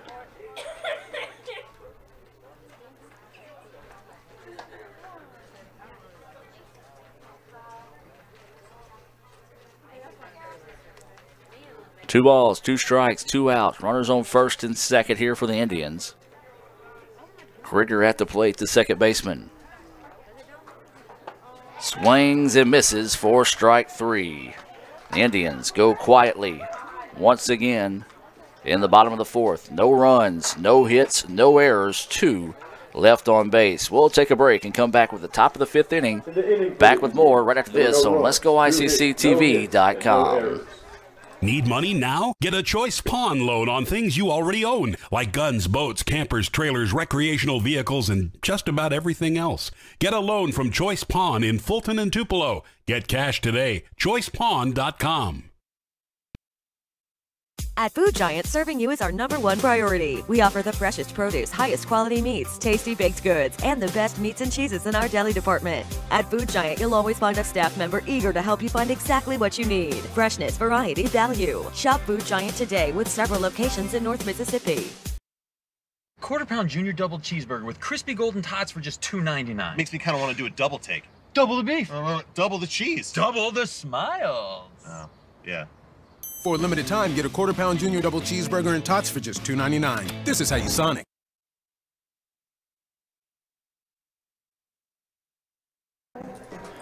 And welcome back as Braden Ellis still on the hill here for the Indians. They trail 7-3 as we head to the top of the 5th inning.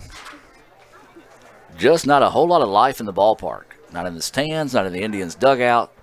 Obviously not in the Indians' bats. The Warhawks have done a great job today, taking advantage of the opportunities given their way. They've got 9 hits. They have committed 1 error.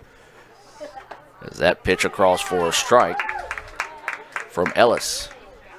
7-3 is your score, ICC. 3 runs on 4 hits, 1 error by the Warhawks. The Indians have committed 2 errors.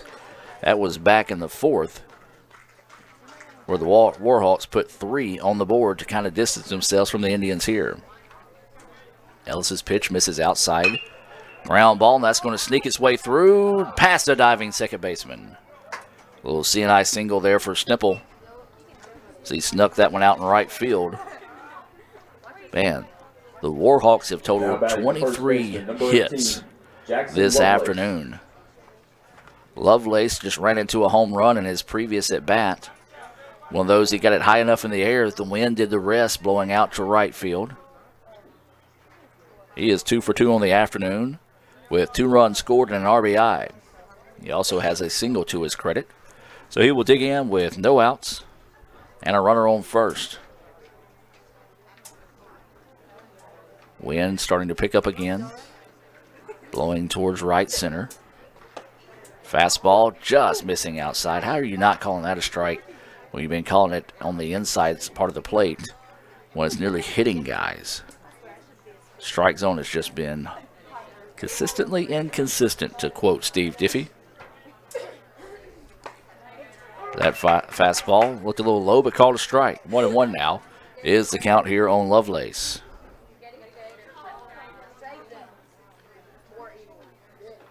One ball, 1 strike, no outs, and a runner on first here. We're in the top of the 5th. ICC trailing 7-3. Shows bunt, lays it down nicely. Only 1 play, and it's going to be to first. So a sacrifice bunt there by Lovelace puts the runner on second. Score that 1-3. That sacrifice bunt being brought to you by the ICC Baptist Student Union. Hayden Bradford. So we go to the number 9 batter in the lineup now. This is going to be Bradford, the DH. He had a single, was caught in a rundown back in the 2nd, reached on an error, scored on a wild pitch, part of that 3-run 4th inning. So the lefty will dig in here with 1 out and a runner on first. Ball in the dirt, blocked up nicely that time by, I believe that's still Thomas behind the plate for the Indians.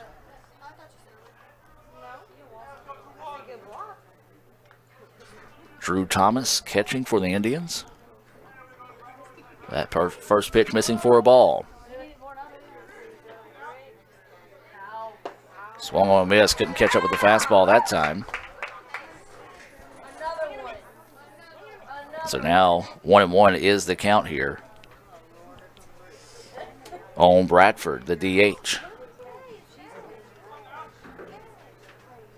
Bottom of the 5th inning, ICC trailing 7-3. Swung on and missed. Strike 2.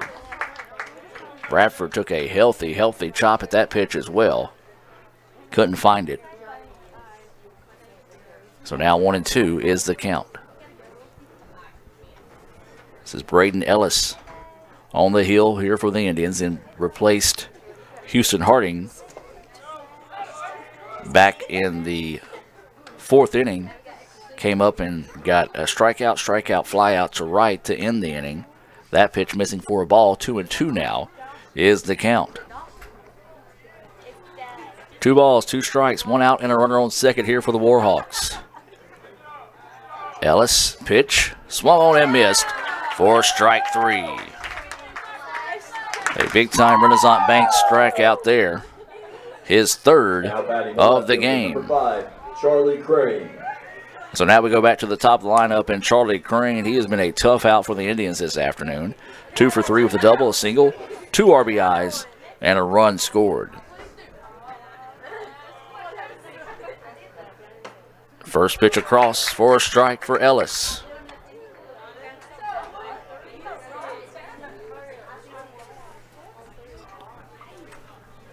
Oh, 0-1 is the count. Ellis taking his time. Checks the runner back at second. That's Sniple, who singled and advanced on a sacrifice bunt. Pitch outside for a ball. 1-1 now is the count. Woods on deck. He reached on an error in his last at bat. Indians would like to see him in the top of the 6th. 1-1 pitch coming from Ellis. Popped up. Center fielder's going to jog a few steps to his right and gets it for the putout. So a big out there to end the inning as the Indians get out of that inning with no damage done. No runs, 1 hit, no errors, and 1 left on base. ICC needs to go get an alarm clock and wake those bats up. They're running out of outs here in Game 2. They trail it 7-3. Let's keep it here for this playing of nice music selection from Cal Brown.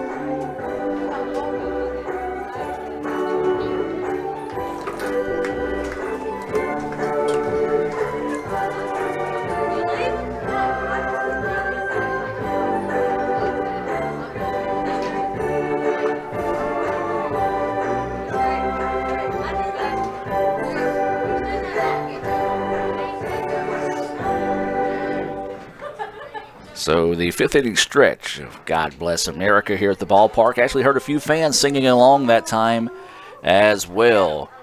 Well, you saw the person that flashed in front of your screen there in between innings. That was Bailey Springfield. She earned MACJC Pitcher of the Week honors. Her second time that she's earned that this season. She was named MACJC Pitcher of the Week in Week 1. Also, NJCAA and Fast Pitch News National Pitcher of the Week there in Week 1. Bailey will be eligible for Player of the Week honors there in the NJCAA. That's expected to be announced, I believe, tomorrow afternoon by the NJCAA, the national office there.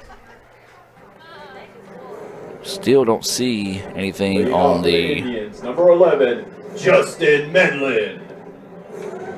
On the Baseball Players of the Week.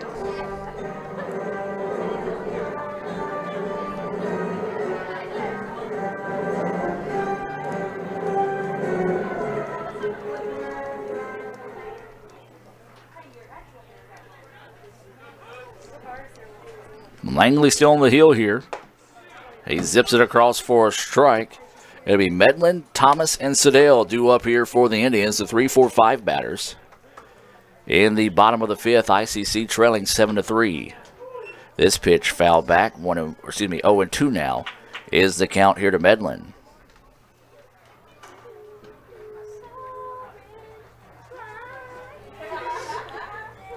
So 0-2 is the count here to Medlin.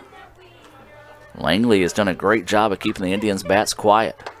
Couldn't get him to go chase one late this evening here in Fulton as that pitch misses outside 1-2. As we said, Langley not really going to wow you with speed, but man, he does a good job on locating and jamming the batters in crucial situations. 1-2 pitch coming from Langley. This one lifted to left field. Left fielder going to drop in and make the play. The Indians, when they do get a hold of one, they just put it where they're at. Play a little atom ball here. Catcher number 6, Drew Thomas. This will be Drew Thomas coming to the plate, the catcher here in Game 2. He reached on a fielder's choice, drove in a run, advanced on a pass ball, but was left stranded. That was back in the 3rd. He does have a single to his resume here in Game 2. That pitch way outside, missing for a ball.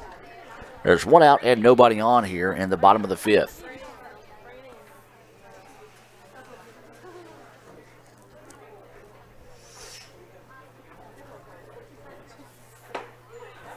That time a little drop ball almost from the sidearm delivery out of Langley.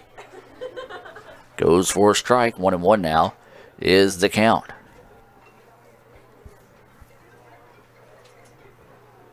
This pitch popped up out of play.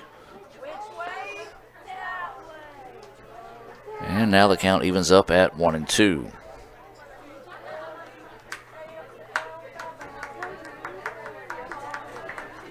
Oh, I forgot about this. It's the opening night out at the New Dude in Starkville. Duty Noble, so I'll be anxious to see some fans tweeting pictures. As there's a shot drifting back, and it's going to be down at the base of the wall. Finally, a little bit of life out of the Indians' bats, and you hear the crowd roar there as that's going to be a double for Thomas. Now batting the left fielder, number 18, LeBryant Siddell. Thought that one might have had a chance to get out of here. The wind just not whipping enough out there in right center. It's actually one of the rare times the wind has not been blowing hard. So it hit off the base of the fence, and that's going to be a stand-up double there for Thomas. And now up is going to be Siddell. Is that the hit the Indians have been looking for to try to spark their bats here? That's their first hit since the first inning. And Siddell is hit by the pitch. Third time that an Indian has been hit by Langley. Now batting for the Indians, number 5, Kason Milliron. And a new batter coming in here is going to be number 5, Kason Milliron.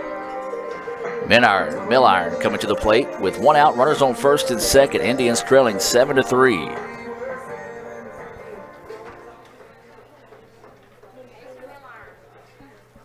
And he is just trying to find some new bats here, see if somebody can come in and spark it for the Indians. Milliron getting his first at bat of the day. Runners at first and second with one out here. We're in the bottom of the 5th inning. ICC trailing 7-3.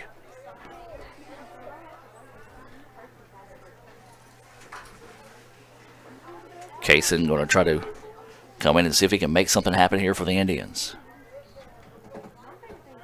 3 runs in the top of the 4th. Big for the Warhawks. The Indians trying to bounce back here and put a run on the board. Love to see a crooked letter on the board here this inning as that pitch gets away and the runners are going to be able to advance. Wild pitch that time. As Siddell and Thomas now both advance into scoring position. Boy, I tell you what, Booker did everything he could. He just tried to throw his entire body out to get in front of that one. Couldn't do so, and runners are able to advance.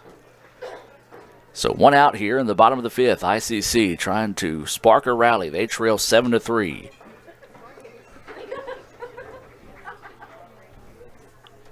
A base hit would be huge here. Something down to the gap could score 2 for the Indians. Is that pitch in the dirt? Gets away, and that will allow the run to score. So we'll take it either way we can get it. As that pitch in the dirt gets away from the catcher, and that allows the run to score. That was Thomas that scored on the pitch in the dirt.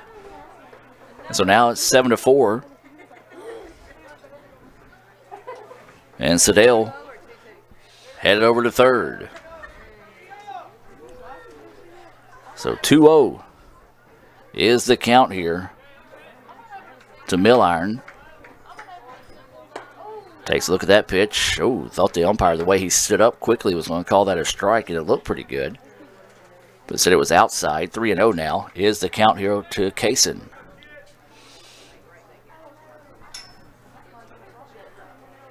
That pitch across for a strike. Taking the whole way that time was Milliron. 3-1 now is the count.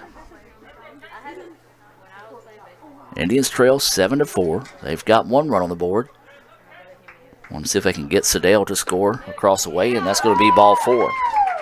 So Milliron reaches on the walk, and that's probably going to do it for Langley. And the coach will make the slow stroll out to the mound here. We're going to take a break and come back with more ICC with 1 out and runners on the corners. They trail 7-4 here in Game 2 to Calhoun. Let's take a break and hear a word from Renaissance and more right after this on Let'sGoICCTV.com. You could say it's about the clubs. You could say it's about the ball. You could even say it's about the course or the weather. But what it really comes down to is consistency and hard work. Over and over and over again. At Renaissance, we understand consistency. We understand hard work. Most importantly, we understand you. Renaissance Bank. Understanding you. And welcome back. Well, it won't be the first. Well, it isn't the first time, and it won't be the last time. I was wrong. Now batting for the Indians, number 30, Drake Wallace. As Drake Wallace will now come in. I was expecting to see a pitching change here, but they're going to stay with Langley.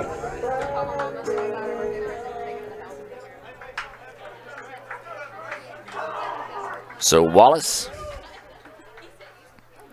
will dig in here for the Indians. Runners on the corners. Pitch blocked up nicely that time by Booker. I tell you what, I don't know what kind of room they've got on that bus on the way home, but Booker has earned him. Nobody sitting next to him. He's earned his opportunity to get stretched out all the way back to Decatur this evening as he has put in some work behind the plate. That pitch across for a strike. 1-1 now is the count.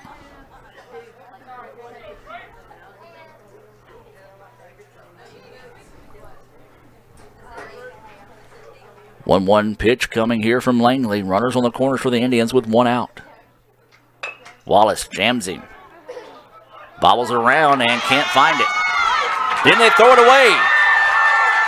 1 run will score for the Indians. And ICC catches a break. That was a frantic play there. E1 is what it's going to start with. And then another error. So 2 errors on the play there. Allowed the run to come around to score for the Indians. It's now 7-5. And that's going to do it for Langley. We'll have a choice pawn pitching change coming up here for the Warhawks. We'll take a break and be back with more right after this. Need money now? Get a Choice Pawn loan on things you already own, like guns, boats, campers, trailers, recreational vehicles, and just about everything else. Get a loan from Choice Pawn in Fulton and Tupelo. Get cash today. ChoicePawn.com. At Food Giant, serving you is our #1 priority. We offer the freshest produce, highest quality meats, tasty baked goods, and the best meats and cheeses in our deli department. At Food Giant, you'll always find a staff member eager to help you find exactly what you need. Freshness, variety, value. Shop Food Giant today with several locations in North Mississippi. This broadcast of ICC Athletics is being presented by the ICC Alumni Association, the Bank of Okolona, the ICC BSU, Choice Pawn with locations in Tupelo and Fulton, Buddy Long and the Tupelo Coca-Cola Bottling Works, Food Giant, the ICC Foundation, your Etowah County Farm Bureau agent Joey Cox, Little Caesars, Renaissance Bank, Sonic, and the ICC Wesley Foundation.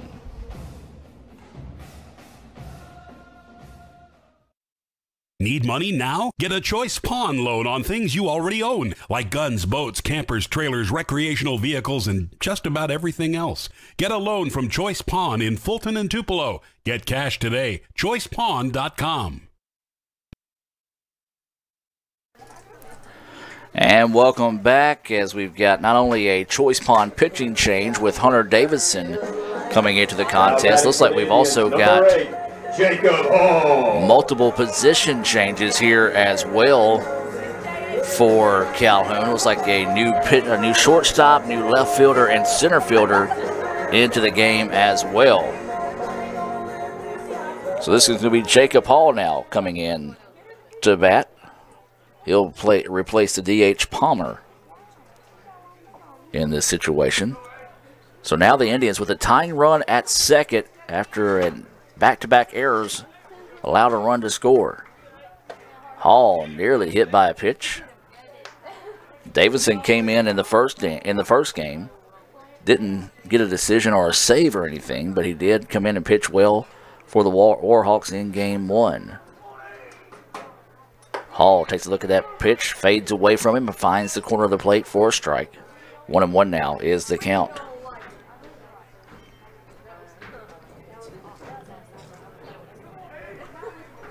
1 ball, 1 strike, 1 out. Runners on second and third here for the Indians.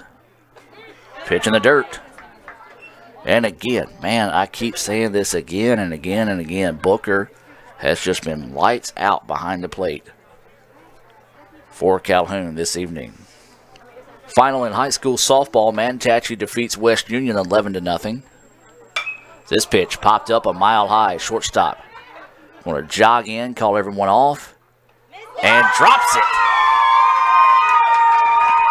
E6. That's what we said, folks. You hit one up high enough in the air, the way that wind's blowing, you can't really see it in the trees and the flags right now, but then the trees out in left field are dancing around pretty good. So if you get it high enough in the air, you can cause some issues. And now here comes Trey DeSantis. So back-to-back errors now by the Warhawks, and the Indians got something brewing here. DeSantis looks at that first pitch, a beauty for a strike. 7-5 is your score. Tying run is at second. We're in the bottom of the fifth. ICC trying to rally. Breaking pitch, just missing low and outside for a ball. 1-1 now is the count. Tough for the umpire to call that outside corner. He's guessing on those strikes as he is set up extremely close, or actually perfectly in between the batter and the catcher. DeSantis fouls this one off, out of play. 1-2 now goes the count. Don't know if that hit a truck or not. You heard a oohs and ahs out of the crowd, especially the ICC softball team below us. They'll be in action tomorrow at Senatopia. They'll play 2 in conference play. You can check that out on the Blue Channel at 1 o'clock. And a breaking pitch. DeSantis tried to lobby and say that it hit him that time. Umpire said it did not. And it goes for a ball. 2-2 now is the count here on DeSantis. And there's a flare. This is going to score 2. It's going to drop. Big time hit there for DeSantis. 1 run will score. 2 runs will score. And they're going to check Trey at second base. How about that, ladies and gentlemen? We've got a tie contest. 7-7. Big time hit there for Trey DeSantis. As the bats come to life here for the Indians, that's a 2-run double. We're tied at 7. Now batting the shortstop, number 13, Connor Lewis. Back to the top of the lineup now we go for the Indians, as this will be Connor Lewis coming to the plate. Lewis was hit by a pitch. He walked, advanced twice on a wild pitch, scored a run, and he flew out to center field. That was squeezed by the shortstop. 1 out now. 7-7 is your score. Beautiful pitch across for a strike. Davidson on the hill here for the Warhawks. Tie contest. Vickers and Langley now go to a no decision. Oh, just could not catch up with it that time. Looking for a little bit more heat on it than he was expecting. Swing and a miss for strike 2 for Lewis. There's 1 out. Runners on second and third. 3 errors here in the inning for the Warhawks. Has come back and hone them here. Can't catch up with the high heat there. There's a swinging strike 3. Lewis goes down in a hurry there. First Renaissance Bank strikeout of the game for Davidson. Now batting the second baseman, number 15, Kyle Krieger. So Krieger will dig in. 2 outs. Runners on second and third. Can the Indians spark a 2-out rally here? Pitch outside and low. Good job once again by Booker going out and finding that one, keeping the runner at third. As I said, he has earned his empty seat, or a seat to himself, on the way home tonight. That pitch inside for a ball. 2-0 now is the count.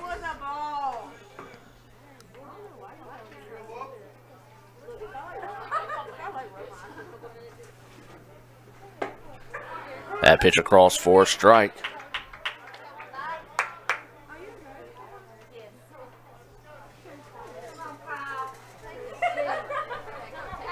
So Krieger awaiting the 2-1 pitch.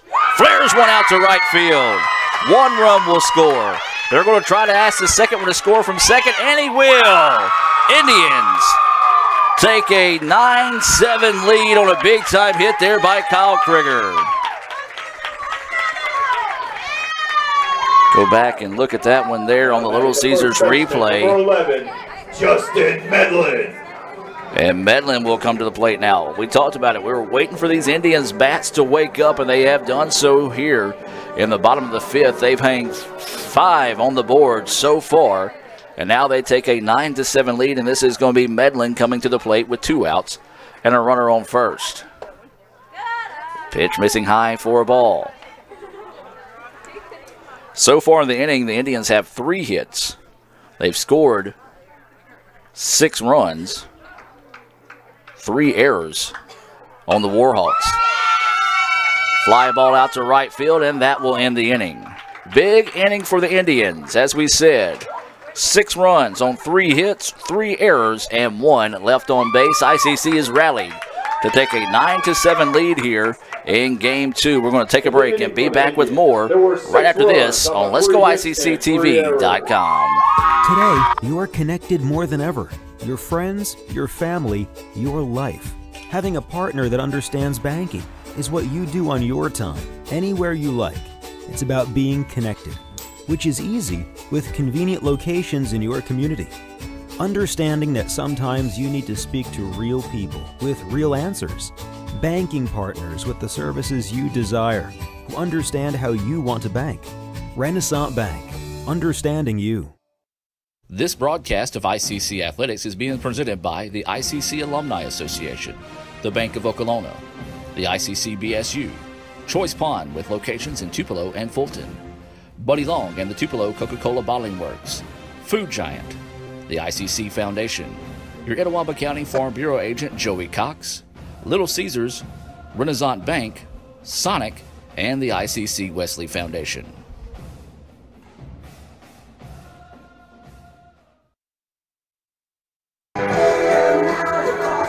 And welcome back. A big inning for the Indians there in the bottom of the fifth as they get 6 runs on the board to take a 9-7 lead over Calhoun here as we move now to the top of the 6th inning. Number 11, Ladarius Woods. Now, as much as we talked about the Indians rallying there, you got to remember Calhoun has been red hot at the plate all afternoon long, so a 2-run lead, not a safe one this evening. That pitch missing low for a ball. This is Braden Ellis still on the hill here. Braden now in line for the win if the Indians can find a way to hang on here. Top of the 6th inning, ICC with a 9-7 lead here in Game 2. That pitch missing outside, 2-0 goes to count. If you're just now joining us, ICC dropped the first game of the day, 7-3. Woods, Sipes, and Foster due up here for the Warhawks. There's a ground ball. And slow roller, third baseman's going to have to hurry. Throw is in the dirt. That's going to be a hit for Woods. As that was just a tough play there. Just a good job just to find the ball and get it over there. Will Sipes. So a leadoff single. And looks like Coach Collier's going to come in and talk to his infield in this situation here. Looks like we do have some position changes. Looks like Krieger is over at third now, as we did have a lot of guys come into at bat that last inning. So yeah, Kyle Krieger is at third. Looks like Connor Lewis still at shortstop. Drew Thomas is still behind the plate. Justin Medlin still at first base, trying to pick up who's at second.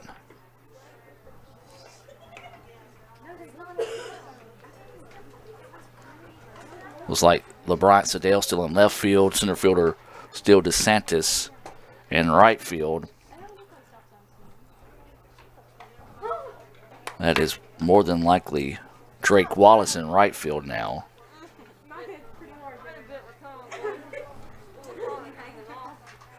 And that's going to be number 5, Kason Milliron, that is now at second base. That is your Coca-Cola defensive lineup for the Indians on the field now. So with the runner on first, and that's going to be Woods. He's got a pair of singles on the afternoon. Now this is going to be Sipes. Sipes doubled, scored a run. He walked his last time up, He also has a ground out to second. Fastball missing. 4-1. Like the Indians, getting somebody loose in the bullpen across the way, just in case he's needed. ICC with 6 runs in the bottom of the 5th. They lead it now 9-7. Showed bunt, attempted it, couldn't get it down that time. Well, I tell you what, if he was able to get the bat on the ball, he probably would have reached on an infield single, as the Indians were not expecting that bunt attempt. So Sipes at the plate. 1-1 is the count. Fastball missing in. Good-looking pitch that time. 2-1 now. Goes the count. Woods at first. There's no outs. Coach Collier wanting to head back out and talk to his pitcher here.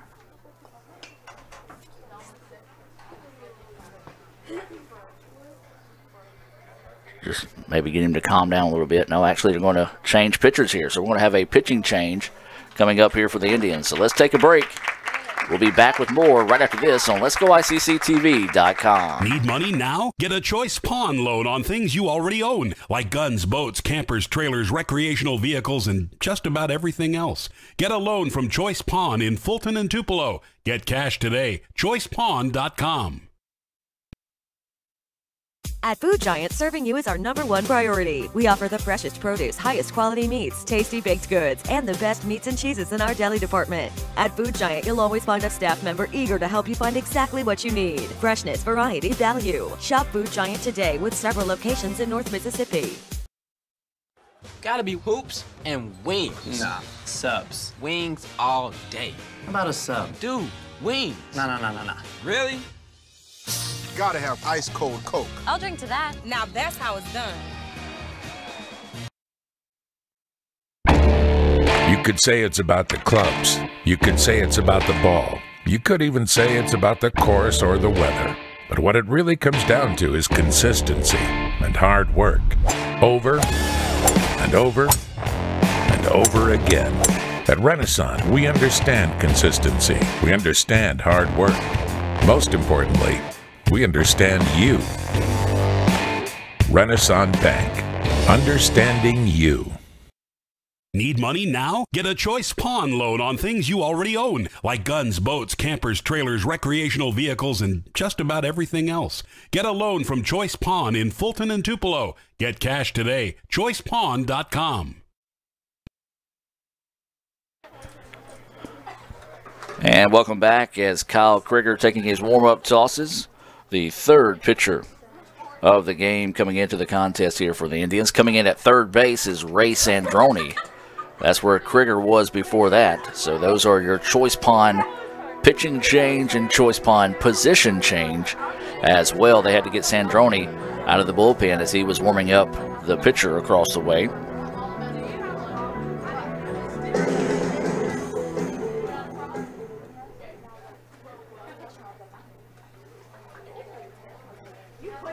And so now, the Indians lead this contest 9-1. Krieger inherits a 2-1 count here on Sipes at the plate. Runner at first with no outs. Pitch missing low for a ball. Take a look at some pitching numbers on Kyle Krieger. He's 1-0 on the year. He's pitched 6 innings. He's given up 1 hit, no runs. He's walked 2. And has struck out 6. A flare foul off the ICC dressing room. So 3-2 goes the count now. I think. I don't know. It's been so many changes. So Krieger at the plate. And there's strike 3. Said he committed to it and caught him strike 3. Now batting the right fielder, number 12. And that's a Renaissance Bank strikeout there for Krieger. And a big out, first out of the inning now. And this is going to be Foster coming to the plate. He's 0 for 3. A pair of pop-ups to first and struck out swinging in his last at-bat. Fastball missing low for ball 1. Got some Tennis updates for you. We'll try to get you those scores here in a moment. That pitch in the dirt, missing for a ball.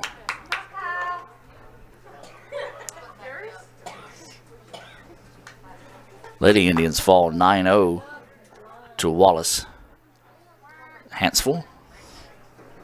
2-0 is the count here. Runner on first with one out.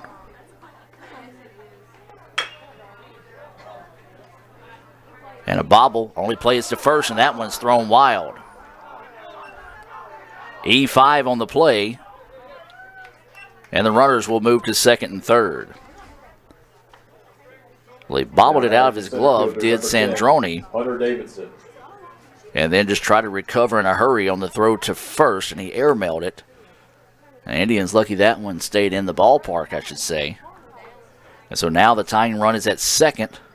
And Davidson could really help out his own cause here with a base hit. Something down to the gap could score two, and we're going to have a tied contest.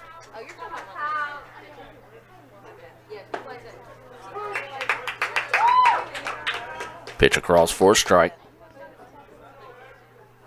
ICC men's tennis defeated Wallace Hansville by the final score of 6-3.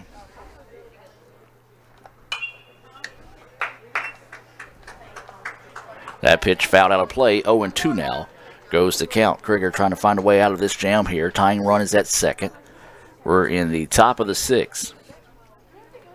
ICC battled back with 6 runs in the bottom of the fifth. As this pitch popped up. First baseman chasing over, and it's going to be out of play. Good hustle by Drew Thomas that time, nearly spilling into the dugout, trying to chase that ball down as it drifted out of play. We'll stay at 0-2. So tennis will be back in action Thursday as they host Jones County. And then Friday, they'll be on the road to East Central. 0-2 is your count here. There's one out. Runners on second and third. Tying run is at second for the Warhawks. 9-7. Indians with the lead. Right back up the middle. Second baseman knocks it down. And so that will save the tying run, I should say. That will keep it at third. A base hit there for Davidson. He gets an RBI. Catcher, number 7, Justin Booker. And that scores Woods. And that closes the book on Ellis. Ellis gives up 1 run. It was earned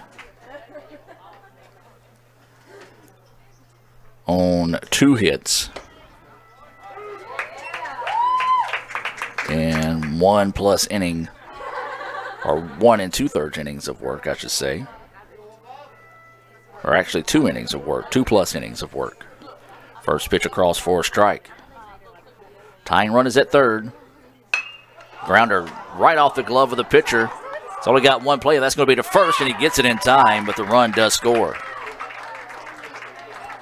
Take a look back at that on Little Caesars replay. Boy, if he could have found a way to hang on to it, would have been a big play, easily doubled up, but a good job by Krieger, flashing some leather there. Shortstop, number 15, Andrew Stemple. To get the out over at second, but the run does score, and we're tied once again.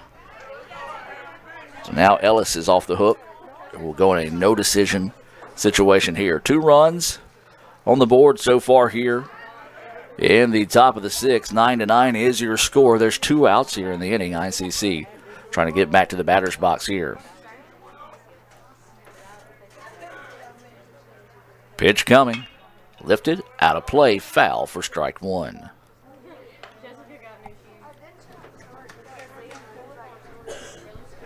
We have eclipsed the 2-hour mark here in Game 2.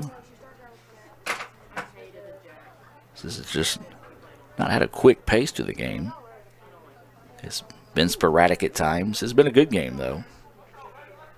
It was controlled by the Warhawks all the way up to the bottom of the 5th inning when the Indians' bats came to life and they scored 6 runs. That was aided by 3 errors by the Warhawks in that inning. So 0-1 is the count. Fastball at the knees, called a strike. Go ahead, run at second base here for the Warhawks. Stemple is at the plate. He singled his last time up, was left stranded in scoring position. 0-2 pitch coming. Change up. A little slow roller forward. Trouble coming here. And nothing doing on the play. So an infield single for Stemple, his second hit of the game. This box score slowly looking like a slow pitch softball box score. As there's going to be tons of names in tomorrow's Daily Journal. And the box score.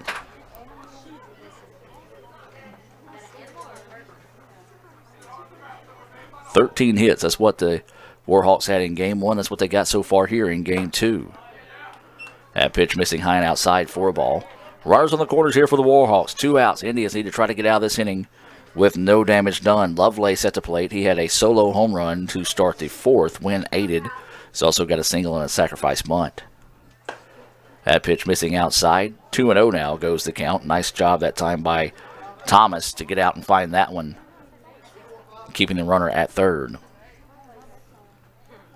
2-0 is the count. 2 outs. Lovelace at the plate. Takes a look at that pitch across for a strike.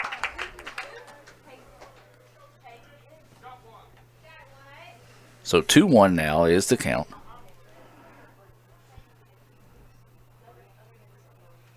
And Coach Collier wanting to come out and talk to Krieger here.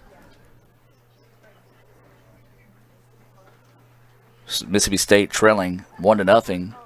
That's in the middle of the first inning. Forget who they're playing tonight. Let's see here.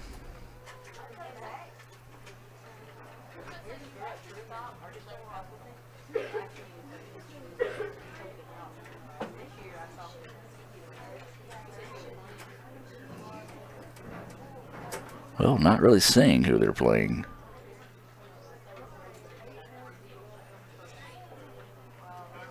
Cal Brown, you're a State fan. Who's Mississippi State playing tonight?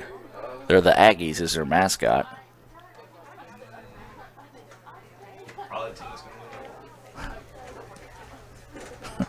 Cal Brown saying probably the team's... Oh, it's New Mexico State. See what it is. So New Mexico State with a 1-0 lead in the middle of the first in Starkville. Ground ball to the shortstop. Tosses over to second, and that will do it. We're tied at 9 after 2 runs on 3 hits, 1 error, and 2 left on base. We move to the bottom of the 6th inning. ICC trying to get back at the plate and find some runs. 9-9 is your score. Back with more right after this on Let'sGoICCTV.com. I could get the extra most bestest with the most cheese and the most pepperoni for $6. Or I could get a pizza with less toppings for more money.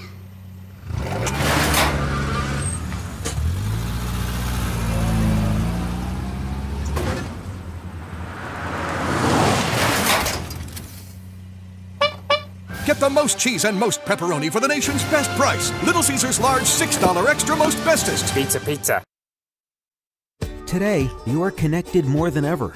Your friends, your family, your life. Having a partner that understands banking is what you do on your time, anywhere you like. It's about being connected, which is easy with convenient locations in your community. Understanding that sometimes you need to speak to real people with real answers. Banking partners with the services you desire, who understand how you want to bank. Renaissance Bank, understanding you. Need money now? Get a Choice Pawn loan on things you already own, like guns, boats, campers, trailers, recreational vehicles, and just about everything else. Get a loan from Choice Pawn in Fulton and Tupelo. Get cash today. ChoicePawn.com.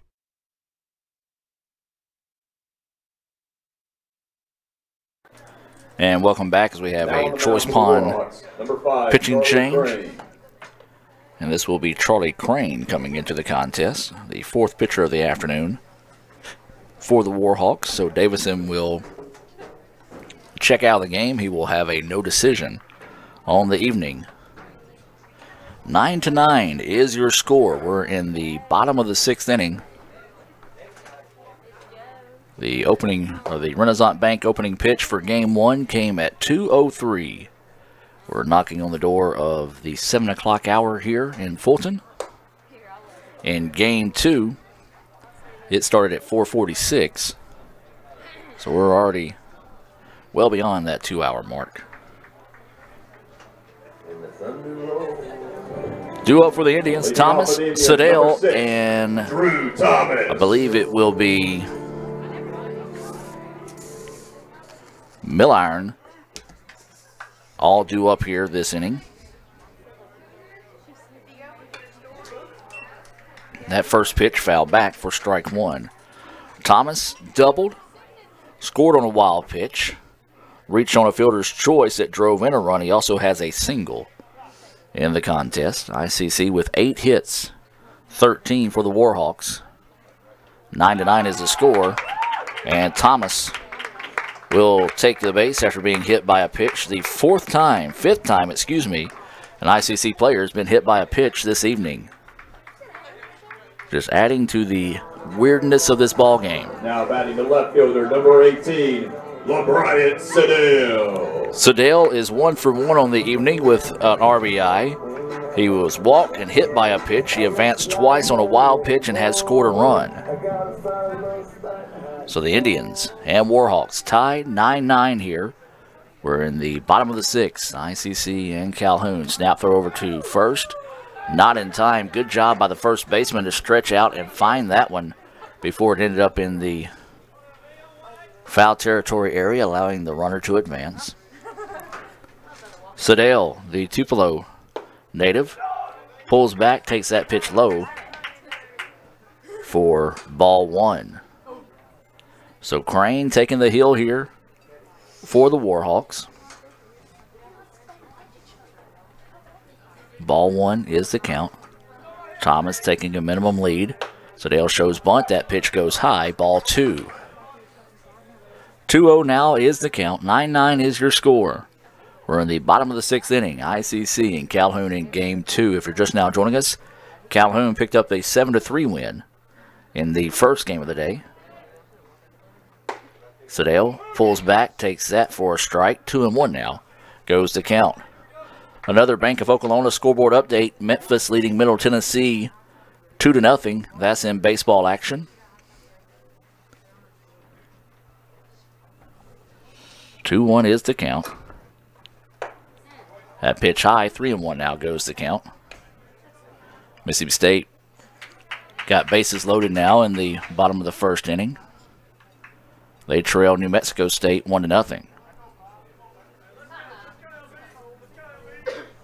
So waiting the 3-1 pitch, lays the bunt down. They're going to try to go to second, and he air mails it out to center field. E1 on the play. A fielder's choice error. For the Indians, number 5, Kason Miller. As Crane just thought he would have an easier play to second, looked back and saw that Thomas had a pretty good jump on the ball. And now Milliron will come to the plate with no outs, runners on first and second.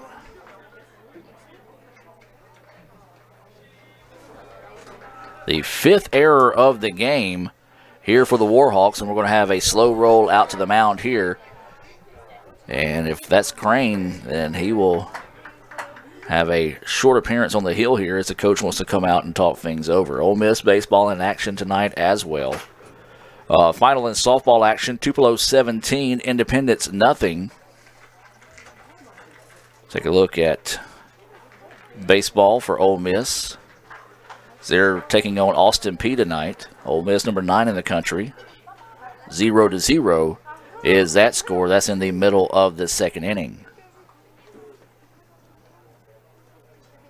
So, yep, that's what's going on around the area in high school and collegiate athletics. Your score here, 9-9. Crane's going to stay on the hill here.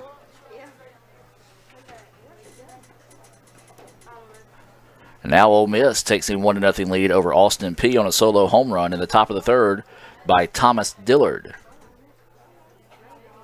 So Dillard with a no-doubter, as the Ole Miss Twitter account says.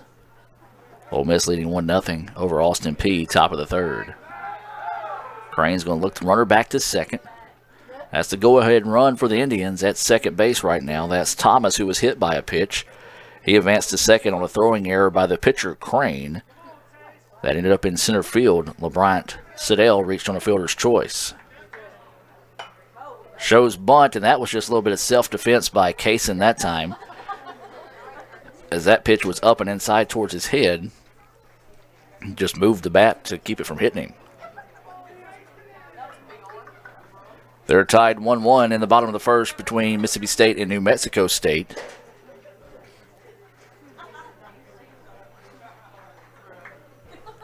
That is your Bank of Oklahoma scoreboard updates. So that foul ball results in strike one.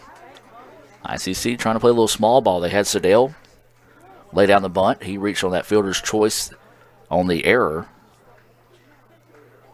And so Milliron at the plate now with the 0-1 count.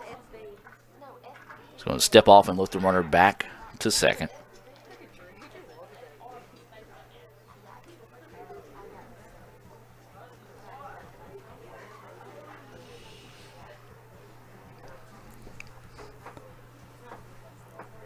So Milliron will dig in. Takes a look at that pitch, missing low. 1-1 now is the count. Southwest Mississippi Community College, they trail Colin 4-0 in baseball.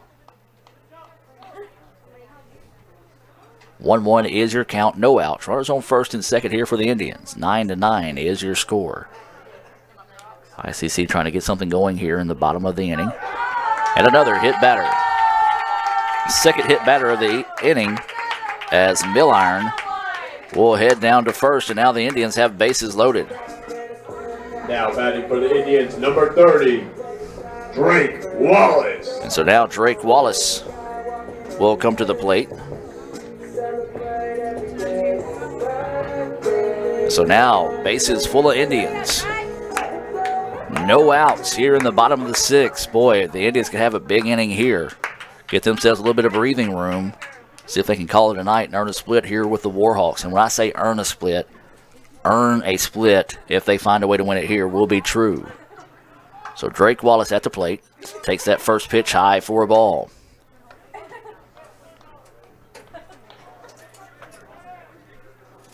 "1-0 is the count here.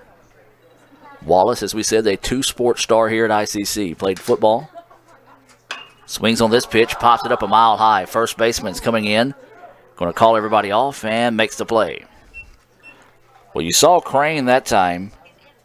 He immediately pointed his first baseman and said, "Come get it." Now batting for the Indians, number 21. As he did not find the ball. When he looks up, he's looking back into the light from his angle to where the ball was caught.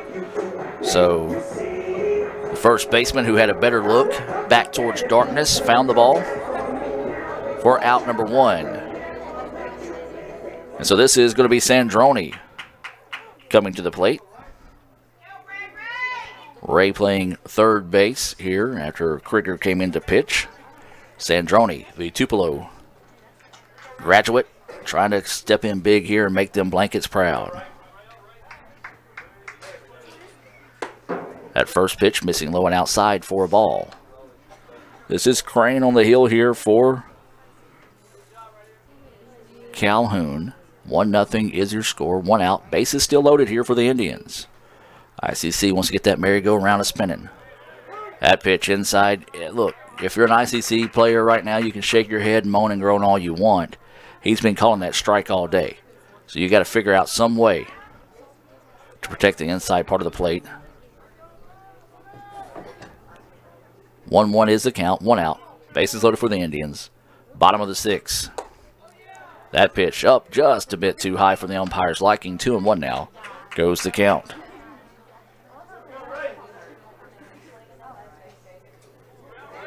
So Sandroni will stand in with a 2-1 count. Ducks on the pond here in the bottom of the sixth. Sandroni hits a flare, but it's going to be foul. One of the individuals on the bench down there on the far side of the field. Just wanted to get up and get a little active as he ran off with great haste away from that, as the ball was not really near him that time. Could be a lot like other people. Just been a long day at the ballpark. He wanted to get up and have a little bit of action. 2-2 now is the count here to Ray Sandroni. Trey DeSantis is on deck for the Indians.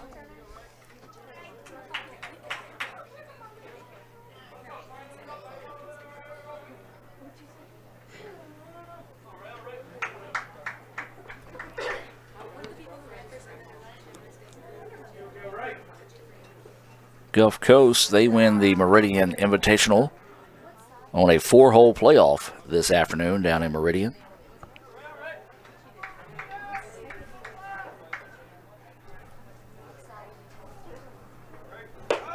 That pitch up for a ball.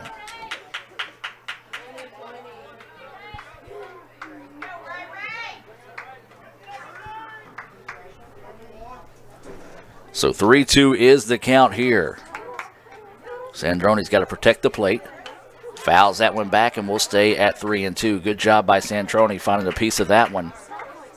Keep this at-bat alive here. Right now, if you're Ray, you got to find a way to win it.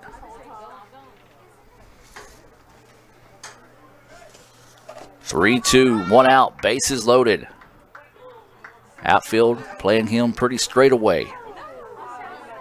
And there's ball 4. So the Indians will get the free pass for the run to come home. And Sandroni gets the RBI, and ICC now leads it. Now batting the center fielder, number 4, Trey 10-9. DeSantis. Now up is Trey DeSantis. Trey is the one that got it all started for us back in the 5th inning when he had a 2-run double. Be nice to see a repeat of that at bat here with bases loaded for the Indians. And they've got plenty of speed on the bases right now. That pitch hangs up high for a ball. DeSantis, he is 1 for 2 with a walk. So we said 2 RBIs. He did score a run. So he fouls this one back and out of play. 1-1 now is the count.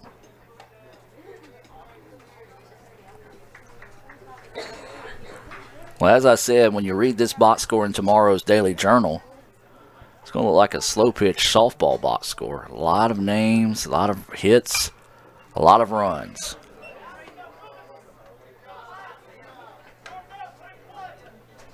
So now 1-2 is the count here to DeSantis after a pair of foul balls.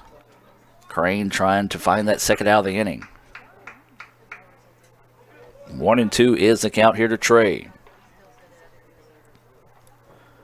Awaiting the pitch, and he fouls this one back out of play, and we'll stay at 1-2.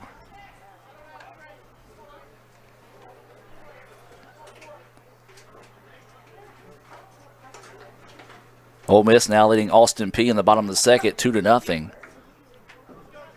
Bases loaded here for the Indians. 1-2 is the count here to Trey DeSantis. That pitch missing high. 2-2 now goes the count.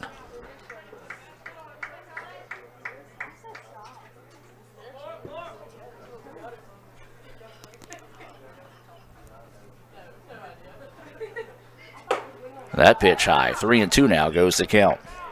Southeastern Louisiana, they're up 7-0 over Southern Miss. That's in softball action. So 3-2 is the count. Crane delivers this pitch, popped up. Second baseman calling everyone off, and we'll get it. Infield fly rule anyway. And so DeSantis is retired for the second out, and now we go back to the top of the lineup with now Lewis. The shortstop, number 13, Connor Lewis. Connor Lewis looking for his first hit of the afternoon, or I should say the evening. He is 0 for 2 with a strikeout and a fly out to center field that was caught by the shortstop. He's walked, advanced twice on a wild pitch, scored a run. He's also been hit by a pitch. And nearly hit by a pitch again that time, as that one, fastball high and inside towards his head. You heard some gasp out of the crowd here below us. So ball 1.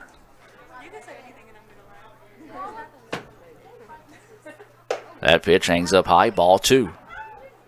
The Indians just need to spark a little 2-out rally here, see if they can pick up some more of these insurance runs. Of course, when we talk about the insurance runs, we talk about your Itawamba County Farm Bureau agent, Joey Cox. For all your insurance needs, stop by and see Joey there on South Adams Street.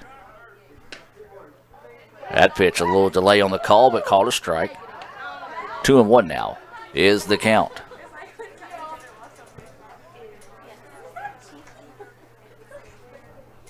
Two balls, 1 strike, 2 outs. Bases loaded here for the Indians. Connor Lewis at the plate. Lewis held off on that one. A borderline pitch. Says it was high. 3-1 now is the count here on Lewis. 3 balls, 1 strike, 2 outs. Bases loaded for the Indians. They lead 10-9 after Ray Sandroni reached on a walk. And there's ball 4. So another bases loaded walk, and the Indians get that insurance run they was looking for. And it's 11-9. Now batting for the Indians, number 15, Kyle Krieger. So the second time today that Lewis has been walked, and it's an RBI for Lewis. That allows Sedell to score, who reached on an error. And so now the score goes 11-9, and we're going to have another pitching change here for the Warhawks. It'll be their 5th pitcher of the day. And we're going to take a break and come back with more. ICC leading it now 11-9, 2 outs. Bottom of the 6th. Back with more right after this on Let'sGoICCTV.com. Ever since you got that license, you haven't stopped moving forward. Now that you're older and on the move, you need a safer place to keep your money. We get it. A student checking account frees you up with things like mobile check deposit to take care of that check from grandma without having to stop at a bank. Pay with your phone when you're out with friends. And stop worrying about ATM fees. We'll pay you back for those. Worry about your future, not your money.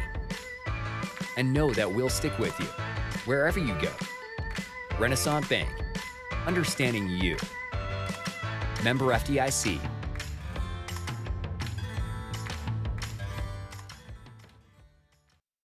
Need money now? Get a Choice Pawn loan on things you already own, like guns, boats, campers, trailers, recreational vehicles, and just about everything else. Get a loan from Choice Pawn in Fulton and Tupelo. Get cash today. ChoicePawn.com. And welcome back, as we do have that Choice Pawn pitching change here. This is going to be Stennis coming in to pitch. Then we're going to have another position change as Crane, I believe, comes back in defensively. He was in left field.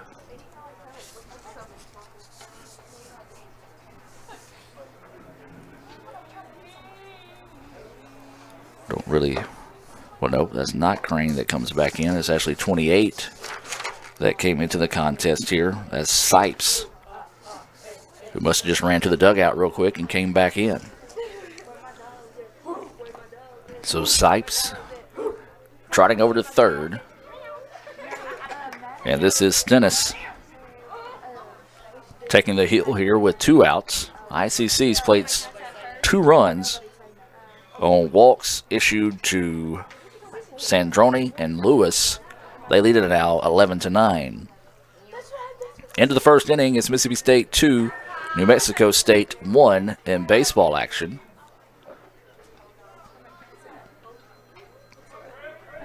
Memphis still leading Middle Tennessee 2-0 in baseball.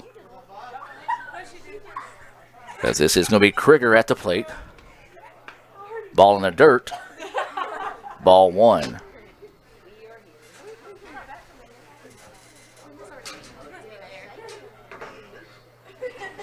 So 1-0 is the count. 2 outs here.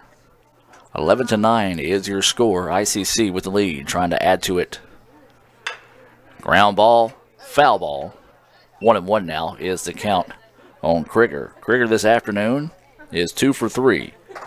He's singled, scored a run back in the first.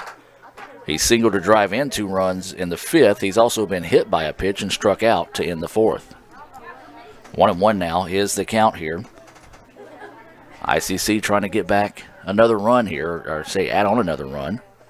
Krieger swings at one in the dirt. Ball gets away. Not far enough for the Indian base runners to advance or try to score on, I should say. And so 1-2 now is the count here to Krieger.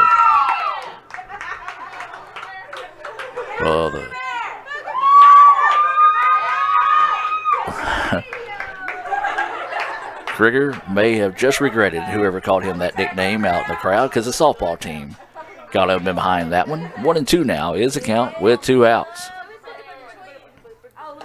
Ball in the dirt. And the run will score for the Indians. The Indians now take a 12-9 lead. So that ball in the dirt. And I want to say this, folks, you just cannot whatsoever fault Booker for that one getting by him, as he has played outstanding today behind the plate. But, man, he has just been extremely active behind the plate. So now the Indians lead 12-9 with 2 outs. Runners on second and third. This pitch fouled back and out of play. Sandroni is at third. Lewis is at second. 2 balls, 2 strikes, 2 outs. Indians have pushed across 3 runs here in the bottom of the 6th to take a 12-9 lead. When we go over this final line and Sonic stats, it's just a weird ball game.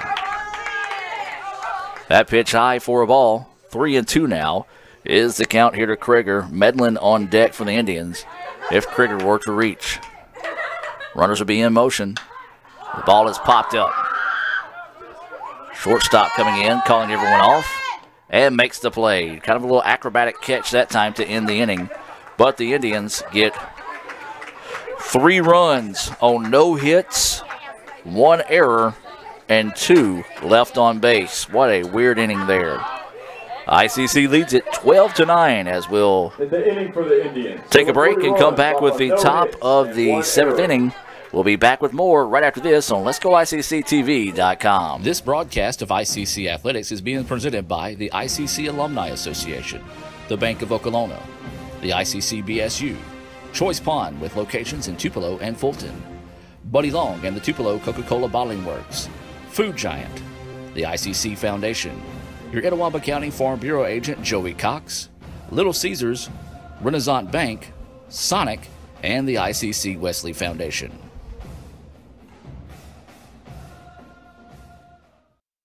At Food Giant, serving you is our #1 priority. We offer the freshest produce, highest quality meats, tasty baked goods, and the best meats and cheeses in our deli department. At Food Giant, you'll always find a staff member eager to help you find exactly what you need. Freshness, variety, value. Shop Food Giant today with several locations in North Mississippi. Gotta be hoops and wings. Nah, subs. Wings all day. How about a sub? Dude, wings. Nah. Really? Gotta have ice cold Coke. I'll drink to that. Now that's how it's done.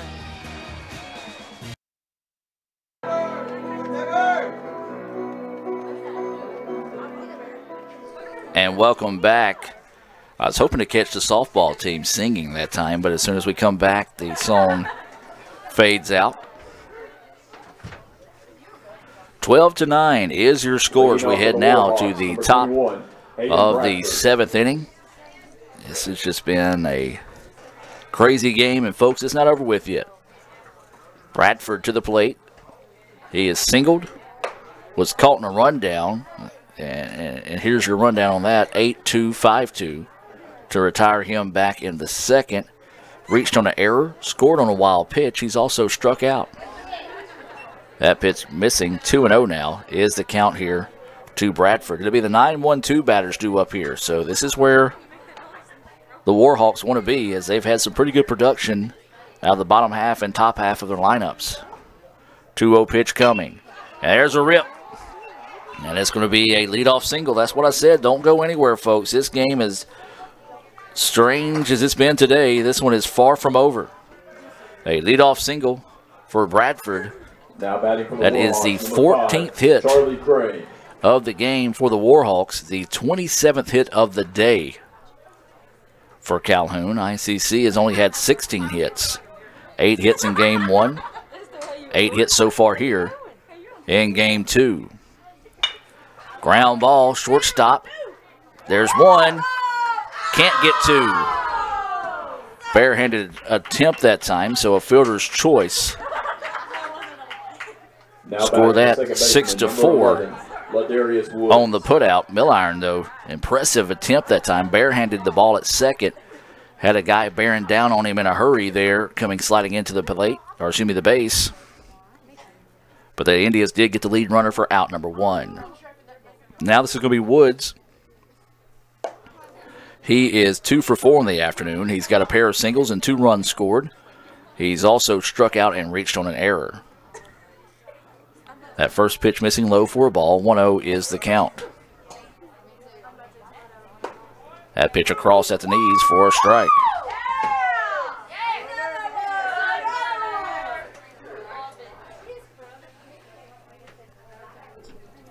So 1-1 is the count. 1 out. Breaking pitch missing low and outside. 2-1 now goes the count.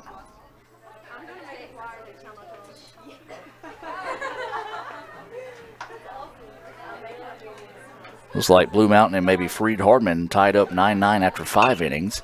As there's a foul ball. Yep, Freed Hardman and Blue Mountain in baseball. They're tied 9-9 after 5 innings complete. Wow. Give you a baseball scoreboard update. High school action after this next pitch. 2-2 is the count. 1 out. And there's a little flare out to right field, and that's going to drop for a base hit.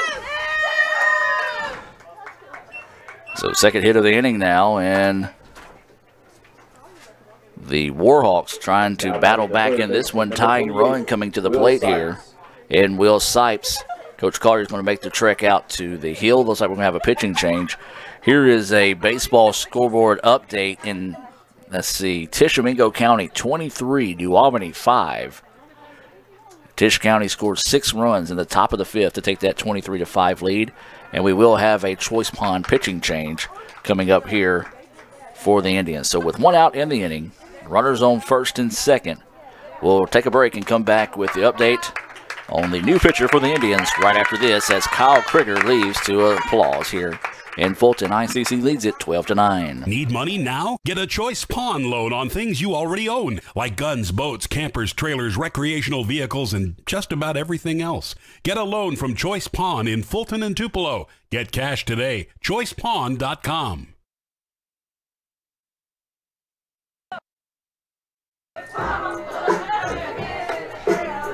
And welcome back, as we do have that Choice Pond pitching change coming up here. Sam Harrington coming in for the Indians. Harrington will be entering in a save situation with the scoring run at the plate. Harrington taking his warm-up tosses. Let's take a look at some Sonic stats on Sam. He's 1-0 on the year with 2 saves. He's pitched 6 innings. He's given up 6 hits, 3 runs, 2 of those earned. He's walked 3. He's struck out 5. He has a 3.00 ERA. So that is your Sonic stats on Sam Harrington. Let's hear from Sonic as he takes his warm-up tosses. Back with more right after this on Let'sGoICCTV.com. Quarter-pound junior double cheeseburger with crispy golden tots for just $2.99. Makes me kind of want to do a double take. Double the beef. Double the cheese. Double the smiles. Oh, yeah. For a limited time, get a quarter-pound junior double cheeseburger and tots for just $2.99. This is how you Sonic.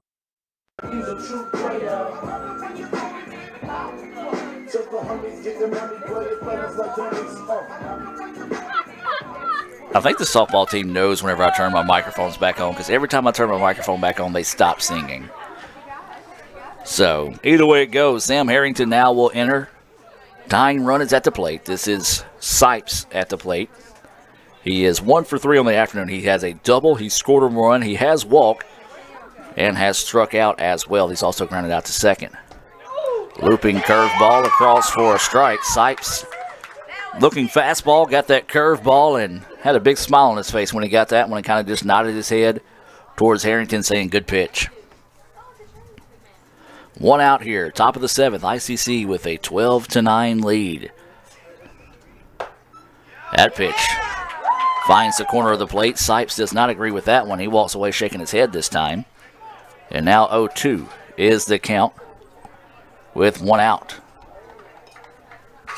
So Harrington think Harrington's job is don't worry about the runners. Just get these outs in front of you. One out here, top of the 7th, ICC, with a 12-9 lead. Tying run is at the plate. Harrington will step off.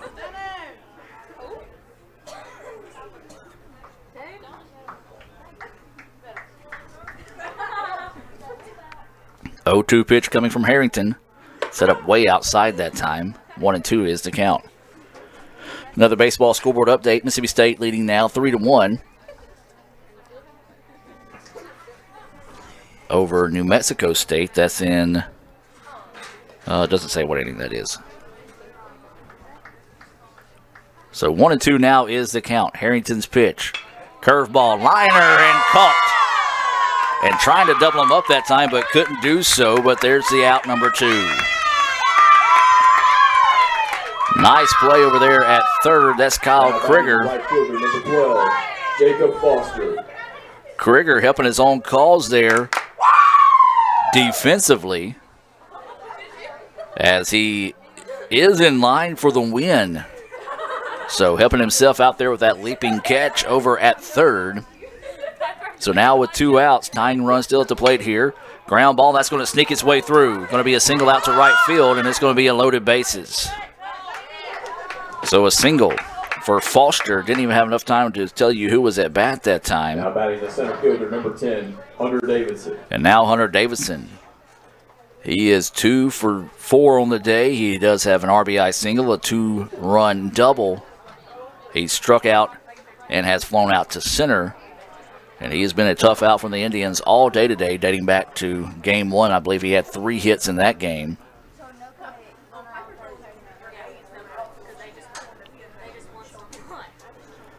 So Harrington trying to close the door on this one.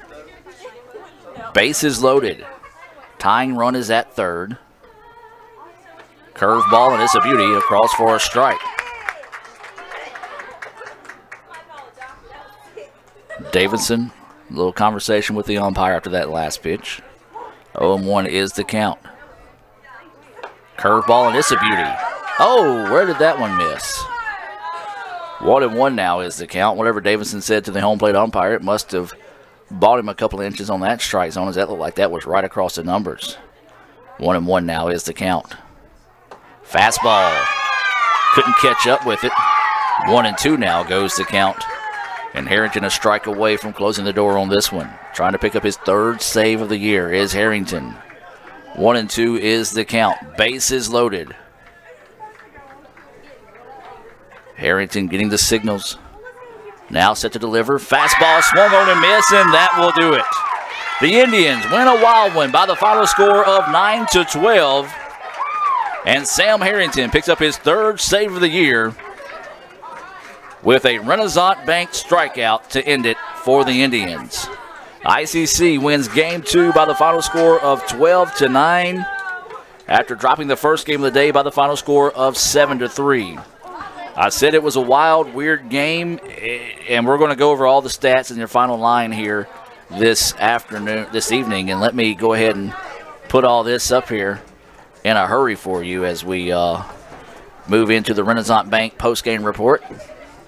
ICC splits with Calhoun, and here's your final line, folks. And you want to pay attention to this. This is just weird. It's crazy. It's insane. I'm just going to play the replays from the game today as well. Your final line for Calhoun: they scored 9 runs on 16 hits. They committed 5 errors. ICC scored 12 runs on 8 hits. They committed 3 errors. All right, so here you go. Here's your final stats for Calhoun. Crane goes 2 for 5. He had a 2-run single, a double. He scored a run. Also reached on a fielder's choice. Woods, he went 3 for 5. He had 3 singles, scored 2 runs, reached on an error, and struck out looking. Sipes, he went 1 for 4 with a double and a run scored and a strikeout. He also walked. Foster, he went 1 for 5. He had a single, reached on an error, and struck out. Davidson went 2 for 5. he had a double that scored 2 runs, a single that drove in another run. He struck out twice. Booker, he went 1 for 4. He had a double. He also grounded out to the pitcher that drove in a run on that ground out. Stipple, he went 2 for 3 with a walk, scored a run. He also had a pair of singles. Lovelace, he went 2 for 3. He had a single and scored a run. He had a solo home run and a sacrifice bunt for there. And then Bradford went 2 for 4. He had a pair of singles. He reached on an error, scored on a wild pitch. The Indians, they didn't have a whole lot of hits, but they still won 9-12. Connor Lewis, he went 0 for 2. He was walked twice, advanced twice on a wild pitch, scored a run. He was hit by a pitch. He drew a walk that pushed in a run, so he had 1 RBI. Kyle Krieger on the night went 2 for 4. He had a single, advanced on a throwing error, scored a run. He had a 2-run single as well. He was hit by a pitch and struck out. Medlin, he went 1 for 4 on the evening. He had an RBI single, scored a run, struck out. Thomas, he went 2 for 3. He had a double. He advanced once on a wild pitch, scored on a wild pitch, reached on a fielder's choice, drove in a run. He was hit by a pitch and also had a single. LeBryant Siddell, he went 1 for 2. He had a single with an RBI. He reached on a fielder's choice on a throwing error. And then he also was hit by a pitch, advanced on a couple of wild pitches and scored a run. He also walked. Russell Munch was 0 for 2 on the day. He grounded into a double play and struck out. Casey Milliron, he was officially 0 for. He was walked, scored a run, hit by a pitch, scored on a wild pitch. Kyle Weaver, 0 for 2 on the day. Drake Wallace was 0 for 2. He did reach on an error and scored a run for the Indians. Hayden Palmer was 0 for 2. And then it was Jacob Hall. He was 0 for 1, but reached on an error, scored a run. Ray Sandroni was 0 for, but only because he didn't have an official at bat. He drew a bases-loaded walk to get an RBI. Trey DeSantis, he had a 2-run double. He was 1 for 3 on the afternoon. He also had a walk, drove in 2 runs, and scored a run. Our Sonic star of the game, good grief. Lee Adams and Cal Brown is our Sonic stars of the game. Lee's been out in the cold this evening taking photos for ICCimages.com. Cal Brown's done a great job on PA and doing the music this afternoon here for the ball game. If you twisted my arm and made me pick an Indian, I'm going to go with Drew Thomas, as he was 2 for 3 and was hit by a pitch. That's our Sonic star of the game. What a wild game. If you stuck with us for all 18 hours of baseball today here on Let'sGoICCTV.com, we do appreciate it. ICC drops the first game of the day by the final score of 7-3. They rebound to win 12-9 here in a wild nightcap in Fulton. So that's going to do it here from baseball. Remind you that we'll be back on the air hopefully tomorrow. My voice just cracked. Tomorrow on Let'sGoICCTV.com/blue. Opening pitch with softball at Senatobia coming at 1 o'clock in Senatobia. So 1 o'clock opening pitch there between ICC softball and Northwest on the Blue Channel tomorrow here on Let's Go ICC TV. Well, that's going to do it. We'll see you next time, folks, here on Let'sGoICCTV.com. When I think of potential, I think of a matchstick. When a matchstick reaches its potential, it releases a flame that ignites everything around it. 2018 brings new potential for you and your life at Itawamba Community College, where you are each empowered to do great things. You can be better, accomplish more, and live a life that is above the bar. Your potential is here.